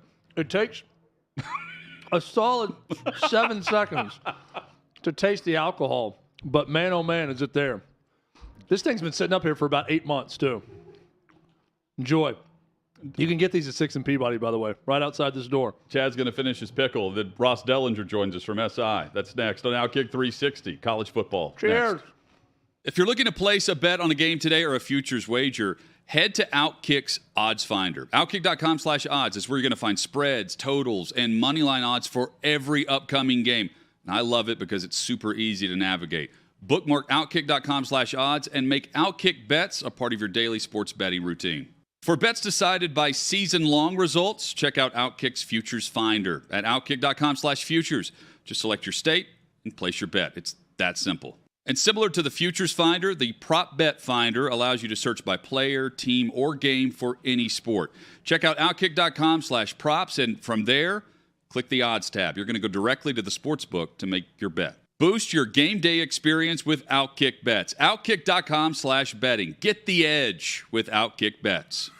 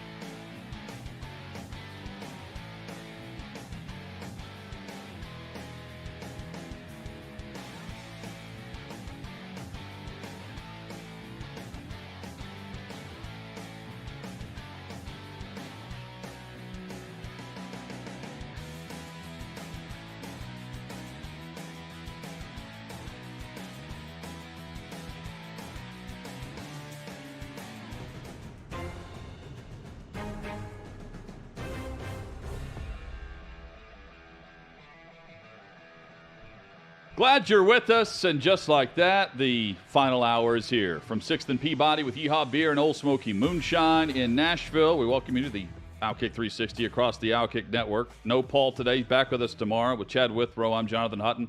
Time to hit some college football headlines, storylines, discussions, games, and more. Ross Dellenger joins us from SI.com, college football senior writer. Ross, appreciate the time, man. Hope everything's well. Yeah, going good. Pretty big game in Knoxville this weekend with Tennessee and Florida. Just overall perception of both programs right now and how much they've changed, at least for me, based on Tennessee's win at Pitt and what Florida's done or not done since their win against Utah. Well, I think both programs are kind of in somewhat similar positions. You know, they both have relatively new coaches, second year for Josh Heupel, first year for Billy Napier at Florida. And so they're kind of in a rebuilding process coming off of, the firing of a coach that, had a bad end to his tenure at both places. And so it's a rebuilding kind of issue. And I think both have been recruiting pretty well. Both have been using, I think, NIL pretty well. So they both come in this, in this situation, somewhere going down the same lines. I think that Tennessee, as we've seen this year, probably it appears to be a little bit better. But it's really early. I think everybody would have said, Florida's a better than Tennessee after that first game, but Anthony Richardson, the quarterback at Florida, just not looked the same since that game against Utah. And you're right. Tennessee did prove a lot going to Pitt. It's not, I know it's not like a Big Ten school or some rowdy, crazy environment there, but it's on the road. It's early in the year. And certainly Tennessee looks a little more together, especially offensively. They have looked really, really good. It's a game that it feels like for Tennessee fans, there's a lot more urgency because of the history with Florida. You're a 10-point favorite. A chance to beat the Gators is always a big deal. But if you look at it from the pursuit of second place in the SEC East, which, Ross, we all know it's a battle for second because Georgia's the best team in the SEC East, the game is actually much more important to Florida, who's already lost in their opportunity against Kentucky at home. So to drop to 0-2 against your chief competition for second place pretty much dooms you, where Tennessee's got a game much later in the season at home against Kentucky where they could get back in that race. So when you look at it from that perspective, how much urgency do you think we see from the Gators on Saturday in this game? Yeah, well, they've got you would think Billy Napier and staff will look at the Utah game, right, and then look at the last two games offensively and start to change whatever they can and go back to the performance that we saw in the season opener, whether that means running Anthony Richardson a little more or what, I don't know. But there is a lot of pressure there, taking a second loss, the second conference loss this early in the year pretty much ends any chance of them getting to Atlanta. And so the pressure is on there. But, for Tennessee, you're at home, you've been playing better. You've got a second-year head coach instead of a first-year head coach. You should be further along in your rebuilding. So in a lot of ways, this feels like a game Tennessee should win. Tennessee fans probably expect it to win. So I think the pressure is on the Vols. But you're right. One more loss this early in the season, one more conference loss for Florida basically kind of takes them out of the mix. What has surprised you the most about Texas A&M so far this season and what we've seen from them? Well, the inability to move the football consistently. I cannot remember who they played in the season opener, but they even struggled then. Sam Houston State, I think it was. Yeah. So I know there was like a rain delay in that one, but they even struggled then to move the ball. So just the consistent offense has just not been there. And I know Jimbo made the change in quarterback, putting in Max Johnson, Brad's son.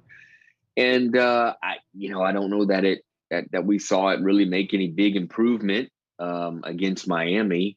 Miami's defense did play really well. I don't know if that was, part of it. Kevin Steele's defensive coordinator there, longtime SEC defensive coordinator. So he knows what Jimbo does. But but that's been the biggest surprise, is the kind of inconsistency and this lack of efficiency on the offensive side of the ball. And that's a huge game coming up for them this weekend, right? Against Arkansas. It's a neutral site. It's a big rivalry game, and it's a SEC Western Division opponent with the Alabamas and the LSUs to come down the line. You would think, A&M needs to win that game. Ross, I know you've been reporting on the meeting that took place for the college football playoff and possible expansion sooner rather than later, but there are some big hurdles that Greg Sankey and others have pointed to, but you've gone in depth on. Take us the Cliff Notes version here of the biggest hurdles involved with the football calendar and how everything's got to be shifted around with the commissioners trying to figure out that puzzle and how difficult it is. Yeah, there's a lot of issues here, but I think the biggest issue is the calendar. And, you've got conference championship games the first weekend in December. And then normally the national championship game is basically the second Monday in January. So you've roughly got about 5 weeks or so in there, roughly, to play all these playoff games, unless you're going to move that championship game date back a week, which has been suggested. So you've got a tight window. In order to get flexible there and expand the window, there might be some significant changes. And one that's being proposed is make week 1 now what is week 0. So move up, either give you an extra bye, which gives you kind of flexibility and all that stuff, or that's a step in the direction of moving up the season, where you'd actually have rivalry games move off of Thanksgiving, and you have conference championship games move on to Thanksgiving, and that kind of gives you maybe a bigger window. So that's part of the discussion. A big part of the discussion is the NFL. NFL games, regular season games, start on Saturday in mid-December. They start playing on Saturday. They've got an expanded playoff of their own, and so they've got wild card games that in playoff games on Saturdays in January and on Monday in January. And that's why we've written a lot about everybody bracing themselves for college football playoff games on weeknights, on Thursday night, on Friday night.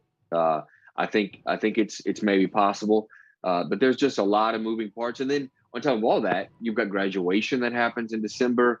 You've got travel issues for hosting games on campus when you have graduation at the same time, or you have academic exams. So there's the academic calendar as well. So it's really complicated. I think it's the biggest issue is the calendar, and within the calendar, you have all these other really complicated factors. So LSU gets a slap on the wrist from the NCAA. LSU football, at least. We still don't know what's coming down for LSU basketball. Did any of that surprise you, Ross, when you see the report from the NCAA and what's going to happen to LSU? Well, not really. This was so we should say, there's two separate cases going on with LSU and the NCAA right now. One case is a dual case with basketball in football. It's with Will Wade. Everybody kind of knows about that case. And then in football, it's with Vidal Alexander, the former offensive lineman, been playing in the NFL for a while now. I mean, this is an old case that it has something to do with payment from a local Baton Rouge hospital to his parents, to his dad specifically, a no-show job. So those are together, and they're being investigated together, and that case is dragging on and probably will into next year. That's the big case. What we've had today was a case against former LSU offensive line coach James Craig, who committed what we've seen some of the acts at Arizona State, and we've seen some of the acts at Tennessee, is you're committing violations during the COVID dead period. So LSU got off light. They fired him, I think, pretty much immediately after they found out about the violations. And so that was probably a big reason they got off a little light here, only 1 year probation. They took a bunch of self-imposed recruiting things that aren't that significant. And then James Craig, who's now working in the NFL, has a 3-year show cause. So basically he can't work in college football for another 3 years, but he's in the NFL right now. So it doesn't really matter. So kind of as you might call, a nothing burger of a case today, but the big burger comes probably January, February, March, somewhere around then, when you have the ruling from the NCAA and the Will Wade and the other hospital no-show job football related stuff. Notre Dame at North Carolina this Saturday. How big is this game for Marcus Freeman to course correct a bit in his first full season as Notre Dame head coach and maybe get things headed back on the right path? Yeah, speaking of, we talked about A&M's inefficient offensively. Notre Dame's has been right there with it. Just an absolute struggle to move the football consistently. Struggle at quarterback. Pine has really, he's not looked great at times. It's just been a struggle to move the football. And if there's any good thing about this week's matchup, it's that Notre Dame has a chance to move the football. North Carolina's defense has been maybe one of the worst, in FBS so far. Gene Chizik, his defensive coordinator, came off the TV role to kind of save the North Carolina defense, and it has really, really struggled. I mean, everybody knows they gave up 40 points in a single quarter at App State. If Notre Dame's going to do it, this will be the week to do it. Ross, in your opinion, of these three, Meyer, Hugh Freeze, Bobby Petrino, who do you think makes the jump up to the Power 5 fastest? Do we see two of the three? Do you think we just see Meyer in Power 5 next year, or none? I think that Urban Meyer is going to sit out longer. That's just a gut feeling that he's going to sit out a little longer than just one year. Then again, he's a coach, and all those coaches have itches and to coach again and to walk the sideline. But obviously, he's had some missteps, and any school who hires him is probably going to have to deal with those issues, and a lot of schools don't want to deal with those issues. So I probably, of the three, would say Hugh Freeze, who's at Liberty, having another pretty solid season. I've been a little surprised that Hugh hasn't gotten a crack at some jobs in the last few years. He's had some missteps of his own, but it's been a while, since all that's happened. Fired at Ole Miss in 2016, so that's 6 years removed from all that. He makes a lot of sense at Auburn, a place that might come open. And I thought he made a lot of sense 2 years ago for the Auburn job. So I would probably say Hugh of those three. Bobby Petrino, I don't think a Power 5 is going to give, even a lower level Power 5. I just don't expect them to give Bobby Petrino another chance. I think he's all out of shots. Fair enough. I threw him in there based on the way that they performed this past week at Arkansas, and knowing that all three of those guys win college football games. Yeah, they can coach. Another guy that can coach is Lance Leipold, and what he's doing at Kansas. Undefeated Duke at undefeated Kansas this weekend. Didn't think we'd see that as a premier 11 a.m. Central kickoff on FS1. But here we have both these programs undefeated. And I think this kind of ties into another question about a coaching vacancy, and that's at Nebraska. And Lance Leipold's already being asked about that job. What makes sense for Nebraska?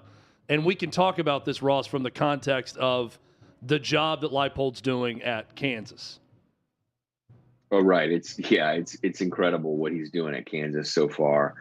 He has a great track record. You look at what he did at Wisconsin Whitewater. I know it's, people probably didn't realize what he did at the time, but in like a stretch, I think of 7 years, he won 6 national championships at the D3 level. It's unheard of. It's just incredible. At one point, they had something like a 40 or 50 game win streak.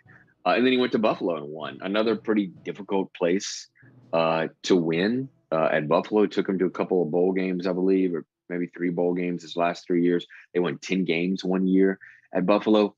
He did some great things. Everywhere he's been, he's basically won football games. And we're seeing him at arguably the worst FBS job, arguably the worst Power 5 job.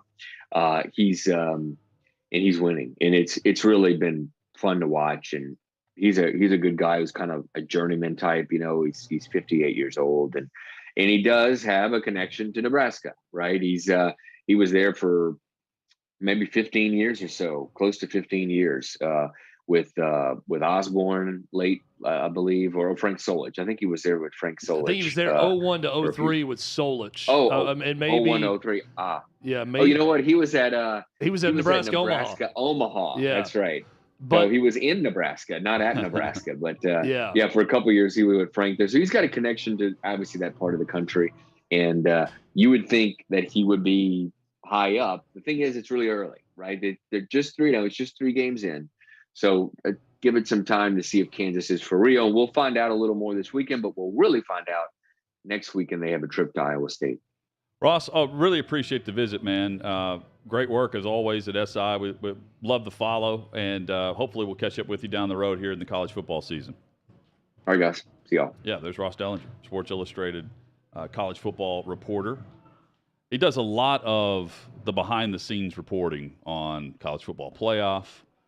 He's got a great piece up on Walt Wells, who nearly died on the practice field at Eastern Kentucky. That highly recommend going and reading that story. He's great on the business side of college football with television contracts, college football playoff discussions, all of those things. He's good at reporting on all that. Coming up, at least one big thing on every NFL game for Week 3. One of my favorite segments. This is next on OutKick 360.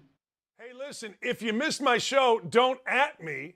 I've got you covered. Take a look. Joe Burrow has deleted all of his social media, and I got to tell you, good for Joe Burrow. Look, I have to be on social media. Social media drives a number of things, including this show. Social media drives my bike program. Social media drives a lot of what we do. I make money off of social media. All right? I do. So the truth of the matter is, Joe Burrow, though, I can't imagine. I mean, I cannot even imagine trying. Oh, man, can you imagine trying to be a quarterback of an NFL team, lead your team to the Super Bowl again, and deal with social media? I can't. So in my world, good for Joe Burrow, man. Joe Burrow said, stick it, screw it. I ain't doing it. I don't want to do it. I won't do it. All right, I'm Robert Sarver. I don't give a damn what LeBron James tweets. I don't give a damn what Draymond Green says. I don't give a damn. There is not a chance in holy hell that I am selling this team. I'll sell the Phoenix Mercury. I care less about them, but I'm not selling the Suns. Because when you sell, what happens is you become a pariah forever. You don't ever have the chance to make good in the public opinion. I don't know whether Donald Sterling has done anything to correct his image, and I don't know that he feels he needs to. I have no idea on this. I know the court of public opinion is out there, and it is very strong. But if I am Sarver, there is zero chance, that I'm selling. I'm not doing it. I won't do it. No chance I'm doing it.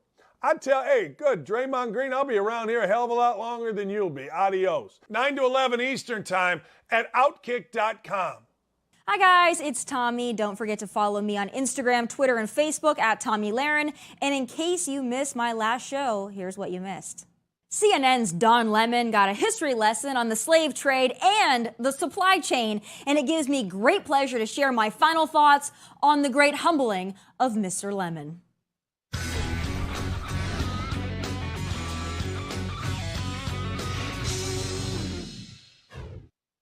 Queen Elizabeth's body hadn't gone cold before the rabid vultures of the global left started not only attacking her, not only celebrating her death, but demanding reparations. Remember this?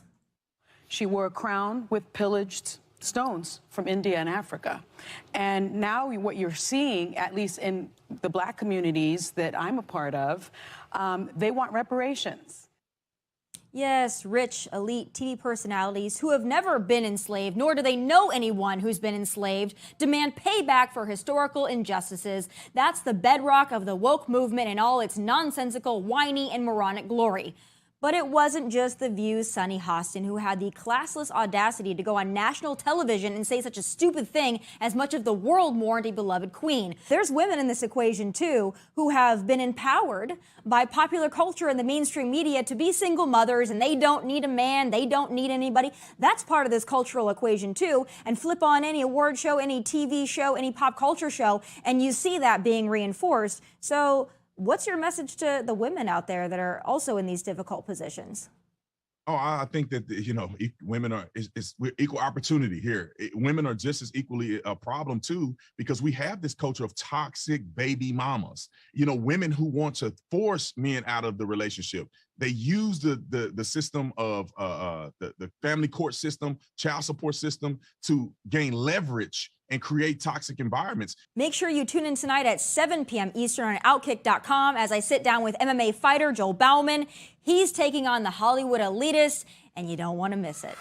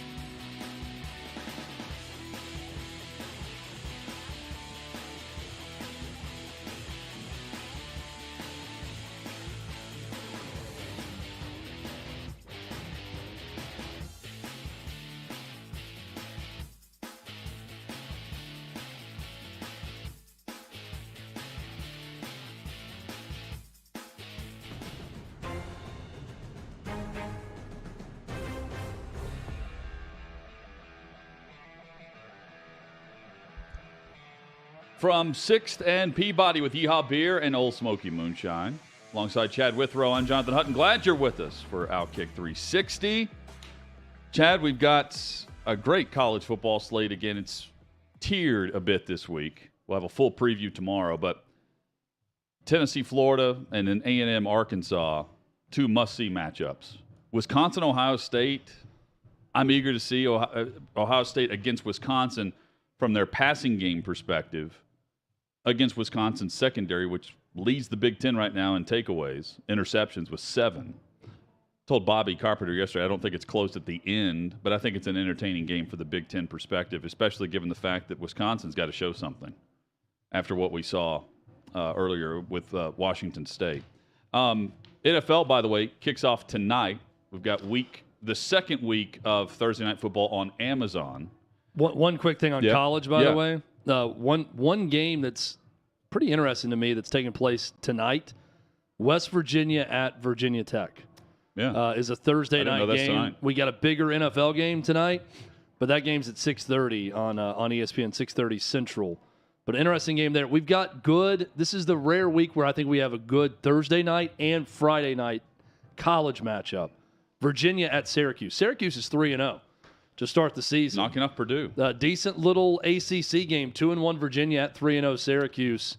That's Syracuse a 9-point favorite in that game. That game's tomorrow night. But yeah, this weekend, not a ton of huge games. I'll have my top 10 college games the weekend tomorrow. And I will go ahead and tell you that 2 basketball schools in Duke and Kansas playing each other will be on that list somewhere. Don't know where yet, but they're going to be on that list somewhere. When's the last time Kansas was favored on the road? The last time Kansas, Davey Hudson sent this stat to me. The last time Kansas was favored against a Power 5 opponent was 2009. Period. Home or away? They're at home. Oh, Kansas is at home. Kansas is hosting Duke. I thought this was at Duke. So the last time they were favored, 2000. Favored by 7.5 or more. The last time that was the case was 2009. Either way. 2007, I believe, was the year they won 10 games under Mark Mangino. That was the last time they were really good. Real quick, before we get to the NFL discussion, if you polled Nebraska fans immediately right now, would they take Leipold or Matt Campbell? They would take Matt Campbell. Because you want the young – this is what fans will think. They want the young guy. And Campbell is a young – the more young, up-and-coming coach. Like Leipold, I think Rostol's 58, has been around the block, has done a lot. Listening to Ross Dellenger rattle off where he's been and where he's won, and now he's doing it at Kansas. It's a lot like James Franklin to me. James Franklin wins early and quickly at Vandy, and it propels him to that next gig, right?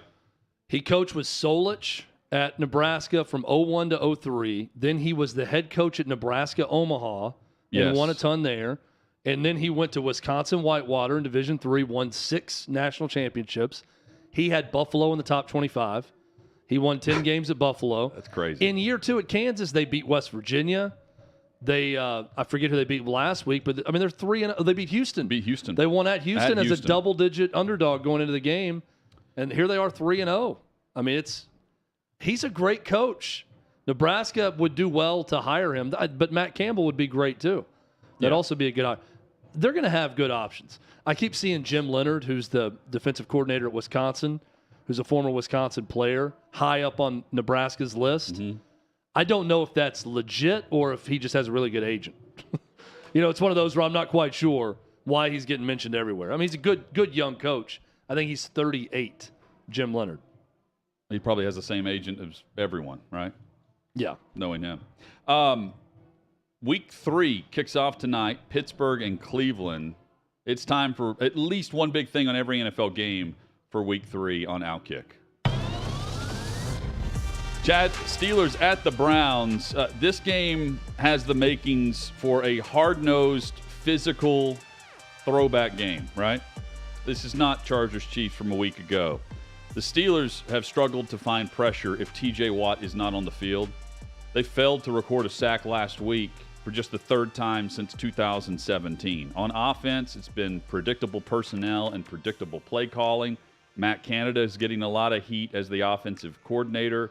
And, of course, Trubisky is looking over his shoulder and being asked about Kenny Pickett any chance the media has and any chance the fans have to tweet at him. The Browns pass rush. Tonight they're without Jadeveon Clowney. They are going to be without Chase Vinovich. And they have to generate some pressure with Myles Garrett and company. Can they get the extra boost opposite Myles Garrett, who has been tremendous to begin the season? The Browns rank 4th in yards per rush attempt in the NFL at 5.3. Their offensive line has not been great, even at run blocking, because the duo of Chubb and Kareem Hunt are doing more with less as one of the best, if not the best, tandem in football right now. Both of them top 10 in broken tackles and yards after contact and missed tackles for that Browns offense. Bottom line, if Trubisky is all dink and dunk and short passing, I think we see Pickett, maybe not tonight, but over the 10-day layoff before they play next week. This is a Browns-Steelers game that feels like it should be December and there's a wind coming in off the lake. And it's going to look like that even though the weather's probably going to be perfect. It's going to be very gray. With both offenses, I'm saying the weather could be perfect. It'll look like a game in December with the wind blowing in off the lake. Little betting nugget. Davey Hudson tells us through Bet Labs, Kevin Stefanski is 1-11 against the spread in divisional opponents since he became the head coach of the Browns. Take that for what it's worth. It's not ideal. By the way, Kansas against Duke sold out. Second time in 13 years that Kansas has sold out a home game. That game is sold out on Saturday. Bears and Texans. The Bears and Texans both don't generate much buzz. In fact, I think they qualify as the most boring teams in the NFL. Least interesting game. The Bears have 28 pass attempts through 2 games offensively. 28. And we're you had 28 pass attempts. How many completed? Justin Fields through 2 games, Chad, has completed just 15 passes. Of course, they had the monsoon game.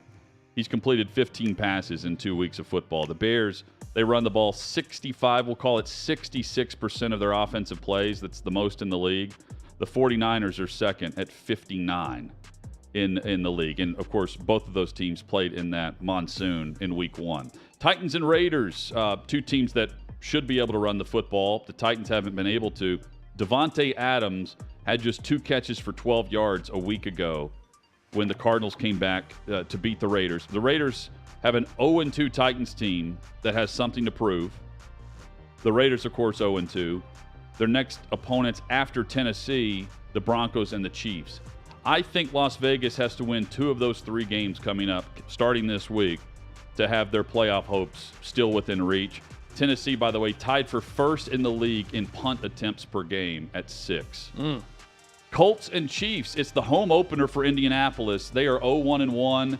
They've been outscored 44-3 in all but the fourth quarters of their 2 games so far this season.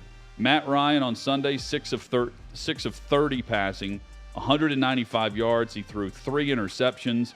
He has 1 touchdown pass and 4 picks to begin the season in their 0-1-1 start. 6 of 30? 16 of 30. Okay. I was about to say, 6 of 30 sounds a lot worse. It feels like 6 of 30. Yeah. Mahomes, 17 touchdowns to 1 interception in his last 5 games on the road. Dolphins, Bills. So here are the Bills. They've beaten the defending Super Bowl champs, and then last season's top AFC playoff seed in the Titans. A combined score of 2 teams that won 12 games in the regular season a year ago. Combined score against the Bills to start, 72-17 is the final score through 2 weeks. They've been unstoppable. This game features the top 3 receivers in the NFL currently. Tyreek Hill leads the NFL in receiving yards with 284. Stephon Diggs is second with 270, and Jalen Waddle third with 240. Chad, who would you take for the leading receiver among those 3 on Sunday? I think it's going to be Diggs. I think he's going to follow up the performance against the Titans and have another big one with Josh Allen. I'll say this for the Bills. I knew they were going to be good this year. I don't know that anyone expected them to look this good through 2 weeks. Even as good as that roster is, and as good as they've been, they've exceeded my expectations. Tua is guiding Miami's offense. I think I got this from Armando. They are averaging 14 more points per game than expected based on down distance and field position of the play. This is through analytics of True Media. 14 more points than expected per game to begin the season. Meanwhile, how good have the Bills been? I mentioned last week, going into last week's Monday night game, they had punted only in 1 game of their last 4. They had not punted in 3 of their last 4 regular season games dating back to last year. That was a record. We'll put it in further context now with this stat. Dating back to the start of last season, the Bills have 3 games with 40 points and 4 forced turnovers. That is as many as the rest of the league and the NFL during that same time frame combined. That's how dominant they've been. I think they cover Sunday in Miami. I think a lot of people are picking Miami. I'm not one of them. The Bills, again, so impressive so far this season through 2 games.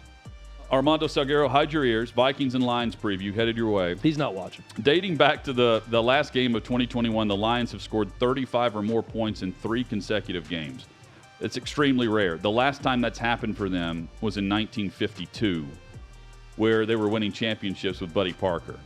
Best receiver you don't hear about is Amon-Ra St. Brown. 9 touchdowns in his last 6 games within that Detroit offense. And each of the last 3 games in this series between the Vikings and Lions have been decided by 2 points. This is going to be a good game on Sunday.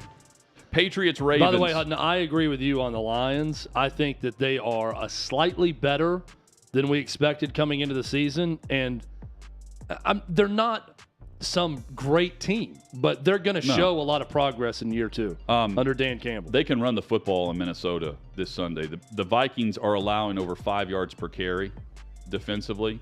The Lions are leading the league with over 7 yards per rush attempt so far.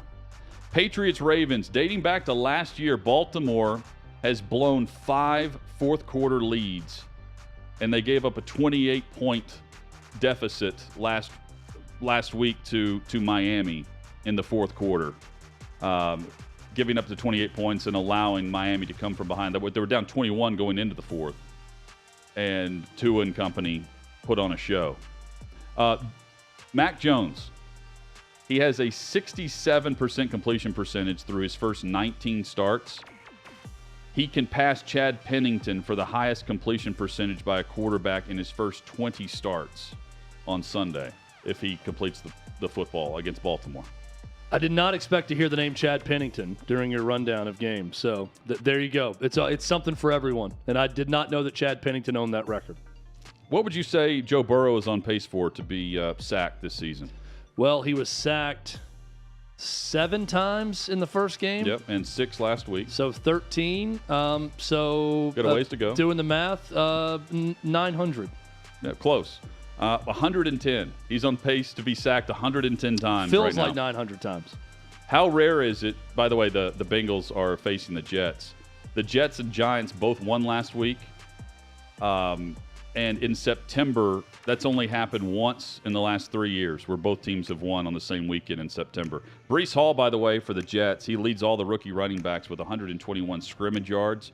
And Joe Flacco is one of 2 quarterbacks. The other's Carson Wentz, that has thrown for over 300 yards in each of his first 2 games of the season. Flacco's thrown it a ton. What is it, Davey? Over 50 attempts per game or something so far? Zach Wilson may need his friend's mom to house him after he loses his job, because it's going to be a battle when he comes back with Joe Flacco. The Eagles host the Commanders. This is the first game for Carson Wentz against the team that traded up to draft him. He hasn't faced the Eagles since he was traded away to Indianapolis. Washington has scored a touchdown every time they've entered the red zone this season with Wentz. 5 of 5. They're tied for first with Dallas, but Dallas didn't even reach the red zone in week 1. So Washington's been far more consistent through 2 games. A.J. Brown for the Eagles, 5 catches, 69 yards last week. He's 6th in the NFL in receiving yards in 2022. It is a rare trade me, get me out of town. The team does it, and then the player arrives at the new city and immediately sparks everything offensively. We don't see it, but AJ's brought it, and a number 1 weapon for Jalen Hurts. Well, and on the flip side, may have started an unnecessary, early, premature rebuild for the Titans in trading away A.J. Brown. We'll see how the rest of the season goes. But I've got a column up at OutKick right now with my 5 worst teams in the league. Titans are in that after 2 weeks. That they were the number 1 seed in the AFC a year ago with A.J. Brown. So is Carolina? That's a problem. Is Carolina on that bottom 5? Carolina is, I'll go ahead and say it, they're the worst. Okay, the Panthers, they've lost 9 straight games. They're facing the Saints this week. They're 0-9 against the spread as well in those 9 games, in case you're wondering. Dating to the beginning of last October, Matt Rule, 2-14 against the spread. What's worse, this is an amazing stat from Clark Judge. Matt Rule's record when the Panthers allow more than 17 points. When their defense allows more than 17 points, Matt Rule is 1-25 as the head coach of the Carolina Panthers. Next 5 weeks for them, Saints, Cardinals, 49ers, Rams, Bucks. Doesn't get easier. The next Auburn head coach, Matt Rule. Right there in Charlotte, in Carolina. So there's not a team in the league that has a worse-looking 2-pack of losses to open the season than at home against Cleveland with a backup quarterback and then on the road against the Giants. Panthers win that distinction. They win my list of worst teams in NFL through 2 weeks. Carolina's the one defense in the league that has not forced a turnover yet. Chargers and Jaguars. Herbert suffered that fracture to his rib cartilage. We went through that with Armando and how painful that is. He's day-to-day. They have Chase Daniel, who's made millions without doing anything on game day, but back up good quarterbacks that don't get hurt. I don't know if we'll see him. Maybe we do, because I think Herbert plays. They're going to give him the injection. They haven't said that, but I think that's the intent as they host Jacksonville. Trevor Lawrence is 0-9 on the road. He's going to try to get his first road win on Sunday in Los Angeles. The only quarterback to lose his first 9 road starts and win his 10th. Chad, Peyton Manning. Peyton Manning, 0-9 to begin his career, won his 10th. We'll see if Trevor Lawrence can do that with a win over the Chargers. And, by the way, that's also the team that Manning won his 10th road game against. I'd also like to say just polar opposite hairlines between Trevor Lawrence and Peyton Manning. I mean, you could not find a bigger gap in the hair game than those 2 quarterbacks. Cardinals and Rams. Last week, the 7th time in his past 15 games that Matthew Stafford has thrown multiple picks in a game. That includes the playoffs. Who wins on third down? Opponents have converted 60% of their third downs against the Rams. The Rams are dead last in that and allowing third down conversions. Of course, they played the Bills week 1. Opponents have converted 58% of their third downs against the Cardinals. They're 31st in the league, just ahead of Los Angeles. Kyler Murray, 1-5 in his career against the Rams. Cooper Kupp, he now has at least 5 catches in 23 consecutive games, tying DeAndre Hopkins for second. That's the second longest streak. The longest streak, by the way, is Antonio Brown, 36 games. These guys are going to be tied at 23. He'll look to make it 24 and own second place. DK Metcalf, 17 touchdowns in his last 17 games played in Seattle. Seattle hosts Atlanta on Sunday, where Kyle Pitts has 2 catches for 19 yards in each of his first 2 games. They've got Drake London going.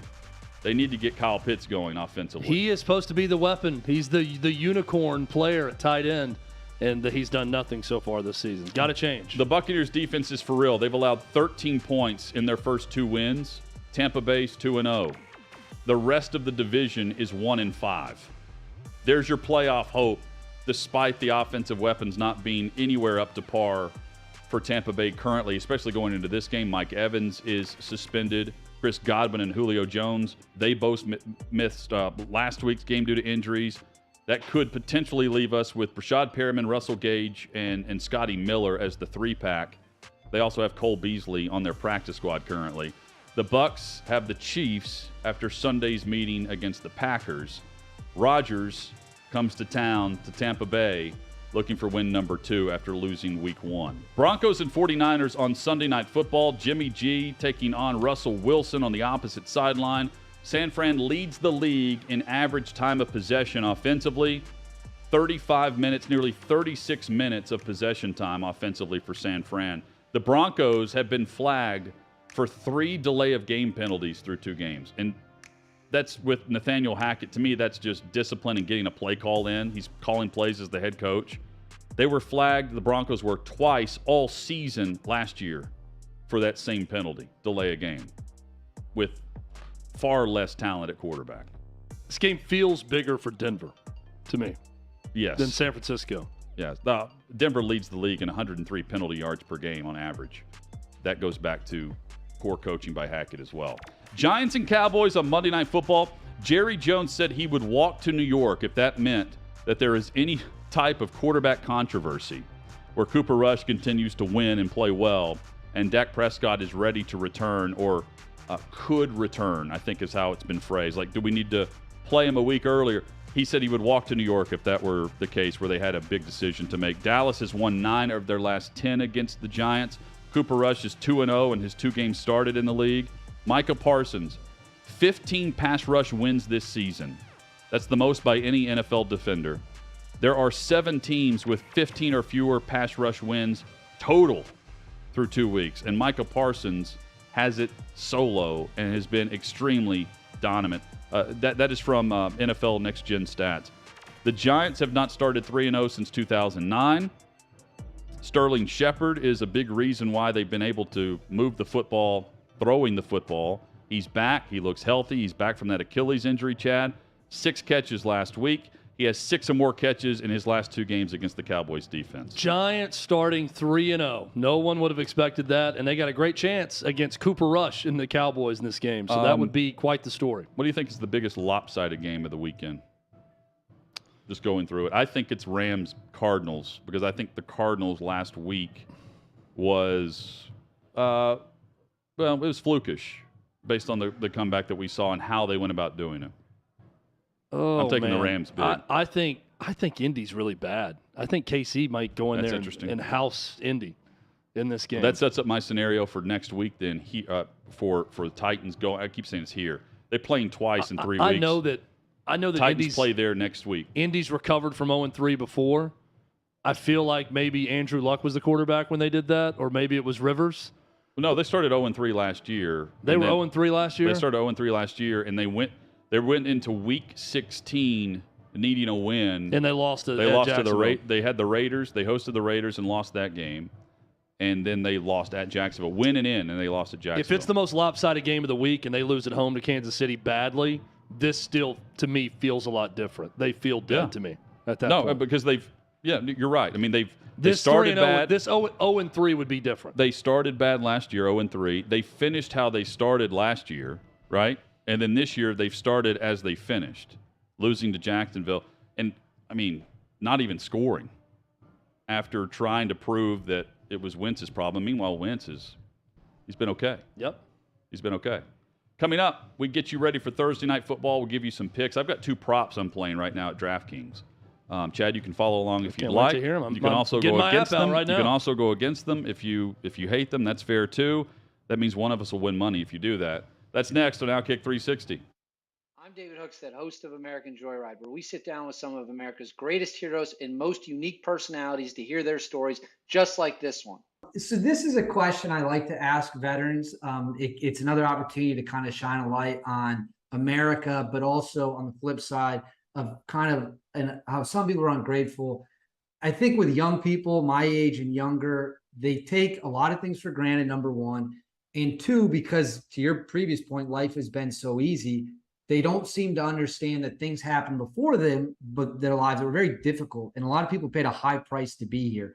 You're one of them. You know a lot of people who are one of them, and so on and so on. So when you hear young people trash America as a terrible country or a horrific place to live, what instinctually do you want to respond when you hear someone just acting like this is a terrible place? I have to keep my instincts in check. Quick story, true story. Right after getting back from Somalia, we were invited by the future mayor of New York, D.C., just a handful of us, to go to New York City and to lead the Veterans Day Parade in November. By the way, the future mayor of New York City was Rudy Giuliani. And Giuliani invited me and about 5 of the Rangers to show up and to start the Veterans Day Parade and to walk it down Fifth Avenue. And while we were in uniform and getting ready to stage at the start of the Veterans Day Parade, no exaggeration, we were accosted in the subway by people who were screaming at us and spitting on us and calling us baby killers. And all of this is because of what they saw in the news about Somalia. And my buddy next to me went berserk and almost killed somebody in the subway. And I had to grab him and remind him, he doesn't know, the guy that's assaulting you right now doesn't know what you've gone through and will never understand what you've gone through. Now, to my buddy, Tim Pringle, that didn't make it any better because he's being spit on and accosted in the subway in New York. But I also reminded him he doesn't have to know and he will never understand because he lives in a country where you have done for him what he didn't have to do for himself. And it doesn't make it any easier to deal with, but just remind yourself tonight, Tim, he doesn't know, he will never understand because you have done for him what he didn't have to do for himself. And when people make disparaging comments about America, when Americans make disparaging comments about America, I simply think to myself, you're just putting your ignorance on display. You don't know what you don't know, and you're broadcasting to the world what you don't know because you have never had to be in the shoes or the boots of the guys and gals that I served with. And if you did, you would never make these comments. Because let's just be honest, America is not perfect, not even close. But I've been all over the world, and there is not another nation on earth, not even close to the freedoms that you have in America. So complain all you want, but you can't go anywhere else and find better. Not even close. That is a great answer. It's an answer that I like to hear. The reason I asked that is I went to college kind of when the Iraq War was not in a great place, I think is what would be a way to say. It wasn't as bad as 06, 07. And I was a poli-sci guy, so I had classes with young people, and they talk about like American soldiers were over there like slaughtering kids or just stuff like that. I'm like, you guys have no idea what you're talking about. And not only that, you're saying those things from the air-conditioned campus of the University of Wisconsin. You're never going to get on a plane and fly over there, but you'll critique, you'll judge people you don't know. And that always drove me up the wall. And I feel like, unfortunately, that anti-American mindset seems to be getting more and more common.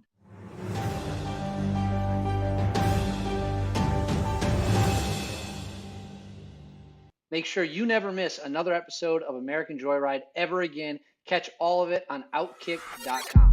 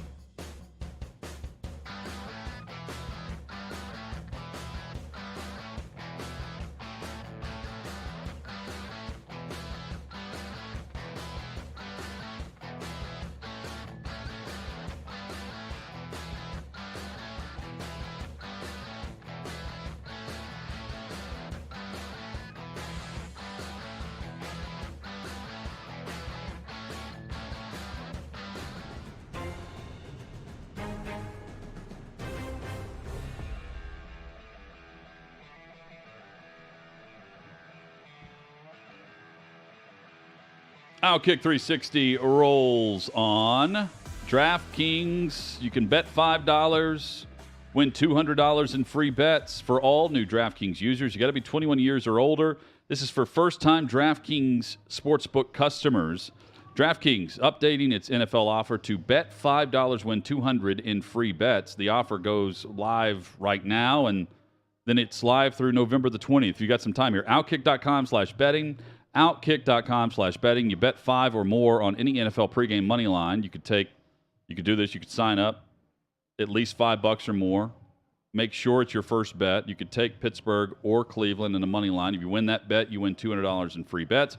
Make a deposit in the sportsbook account with your first wager. Make sure it's the wager of 5 or more on a money line bet in the NFL, and then if you win, you get $200 in your DraftKings account, and that's into addition to whatever you win on the bet itself. 21 years or older, OutKick.com/betting for all of our DraftKings content. That's OutKick.com/betting. A couple of props for you, Chad, for Thursday night football. I took Kareem Hunt over 2.5 receptions in this game. Pittsburgh has allowed 13 receptions to running backs through 2 weeks. Okay. Kareem Hunt is their guy out of the backfield for that. As soon as I find it, I'm going to bet it. Oh, yeah, it's tough to find. I found it at 2.5 last night. It's plus 110. It's a nice prop that I think is worthy of a winner. And I mentioned earlier in our one big thing on every week 3 game, it's the best running back tandem in football with Kareem Hunt and Nick Chubb in no particular order. I would take Chubb over Hunt, but running the football, I'm taking Chubb to score a touchdown. Anytime touchdown score. Second most rushing yards in the league is Nick Chubb. I think he performs well tonight on Thursday night. I think it's going to be one of those grind-out games. Low scoring, but Chubb's getting a touchdown against the Pittsburgh defense. What do you know the odds on that? If that hits both? Hang on, I'll tell you. I'll tell you by the end of the show. Yeah, don't worry about it. I'm interested. I'm still looking for receptions right now for Chubb. Roethlisberger's tenure at quarterback, the Steelers own Cleveland. And now you've got Trubisky just trying to own the starting job for another week. I'm fascinated by the storyline because I don't know why you would make a change after week 3 if you were 2-1, right? They already have the win over Cincinnati. This would be their second win in the division. That'd be 2-0 in the division. So I don't know why, despite how bad it might look, why you'd make a change. However, their offense is like a 15-yard window, a box, and that's maybe putting it lightly on what I've seen from Matt Canada in the play calling. It's nothing special. They're not pressing the issue. It's nothing bold. It's very bland. I think Pickett would certainly give a charge and an energy to the offense. I think Cleveland wins. I think we're going to see Kenny Pickett the next time the Steelers take the field, and I think Cleveland gets it done tonight. I know they're a 4.5-point favorite. It's going to be close. It's going to be right down to the wire. I think it's going to be a really good game, but give me the Browns. I've got it at plus 320 on my odds here at the DraftKings app I'm looking at on what I bet last night. Nice. On those. I'll play once I find Let's receptions go. for Nick Chubb. Enjoy Thursday night football. Tomorrow, a full college football preview. Weekend's Tennessee, here. Florida, and much more. Declare it. The weekend's here. OutKick 360. It's arrived. Back tomorrow at 2 o'clock Have a great Central. weekend, everyone.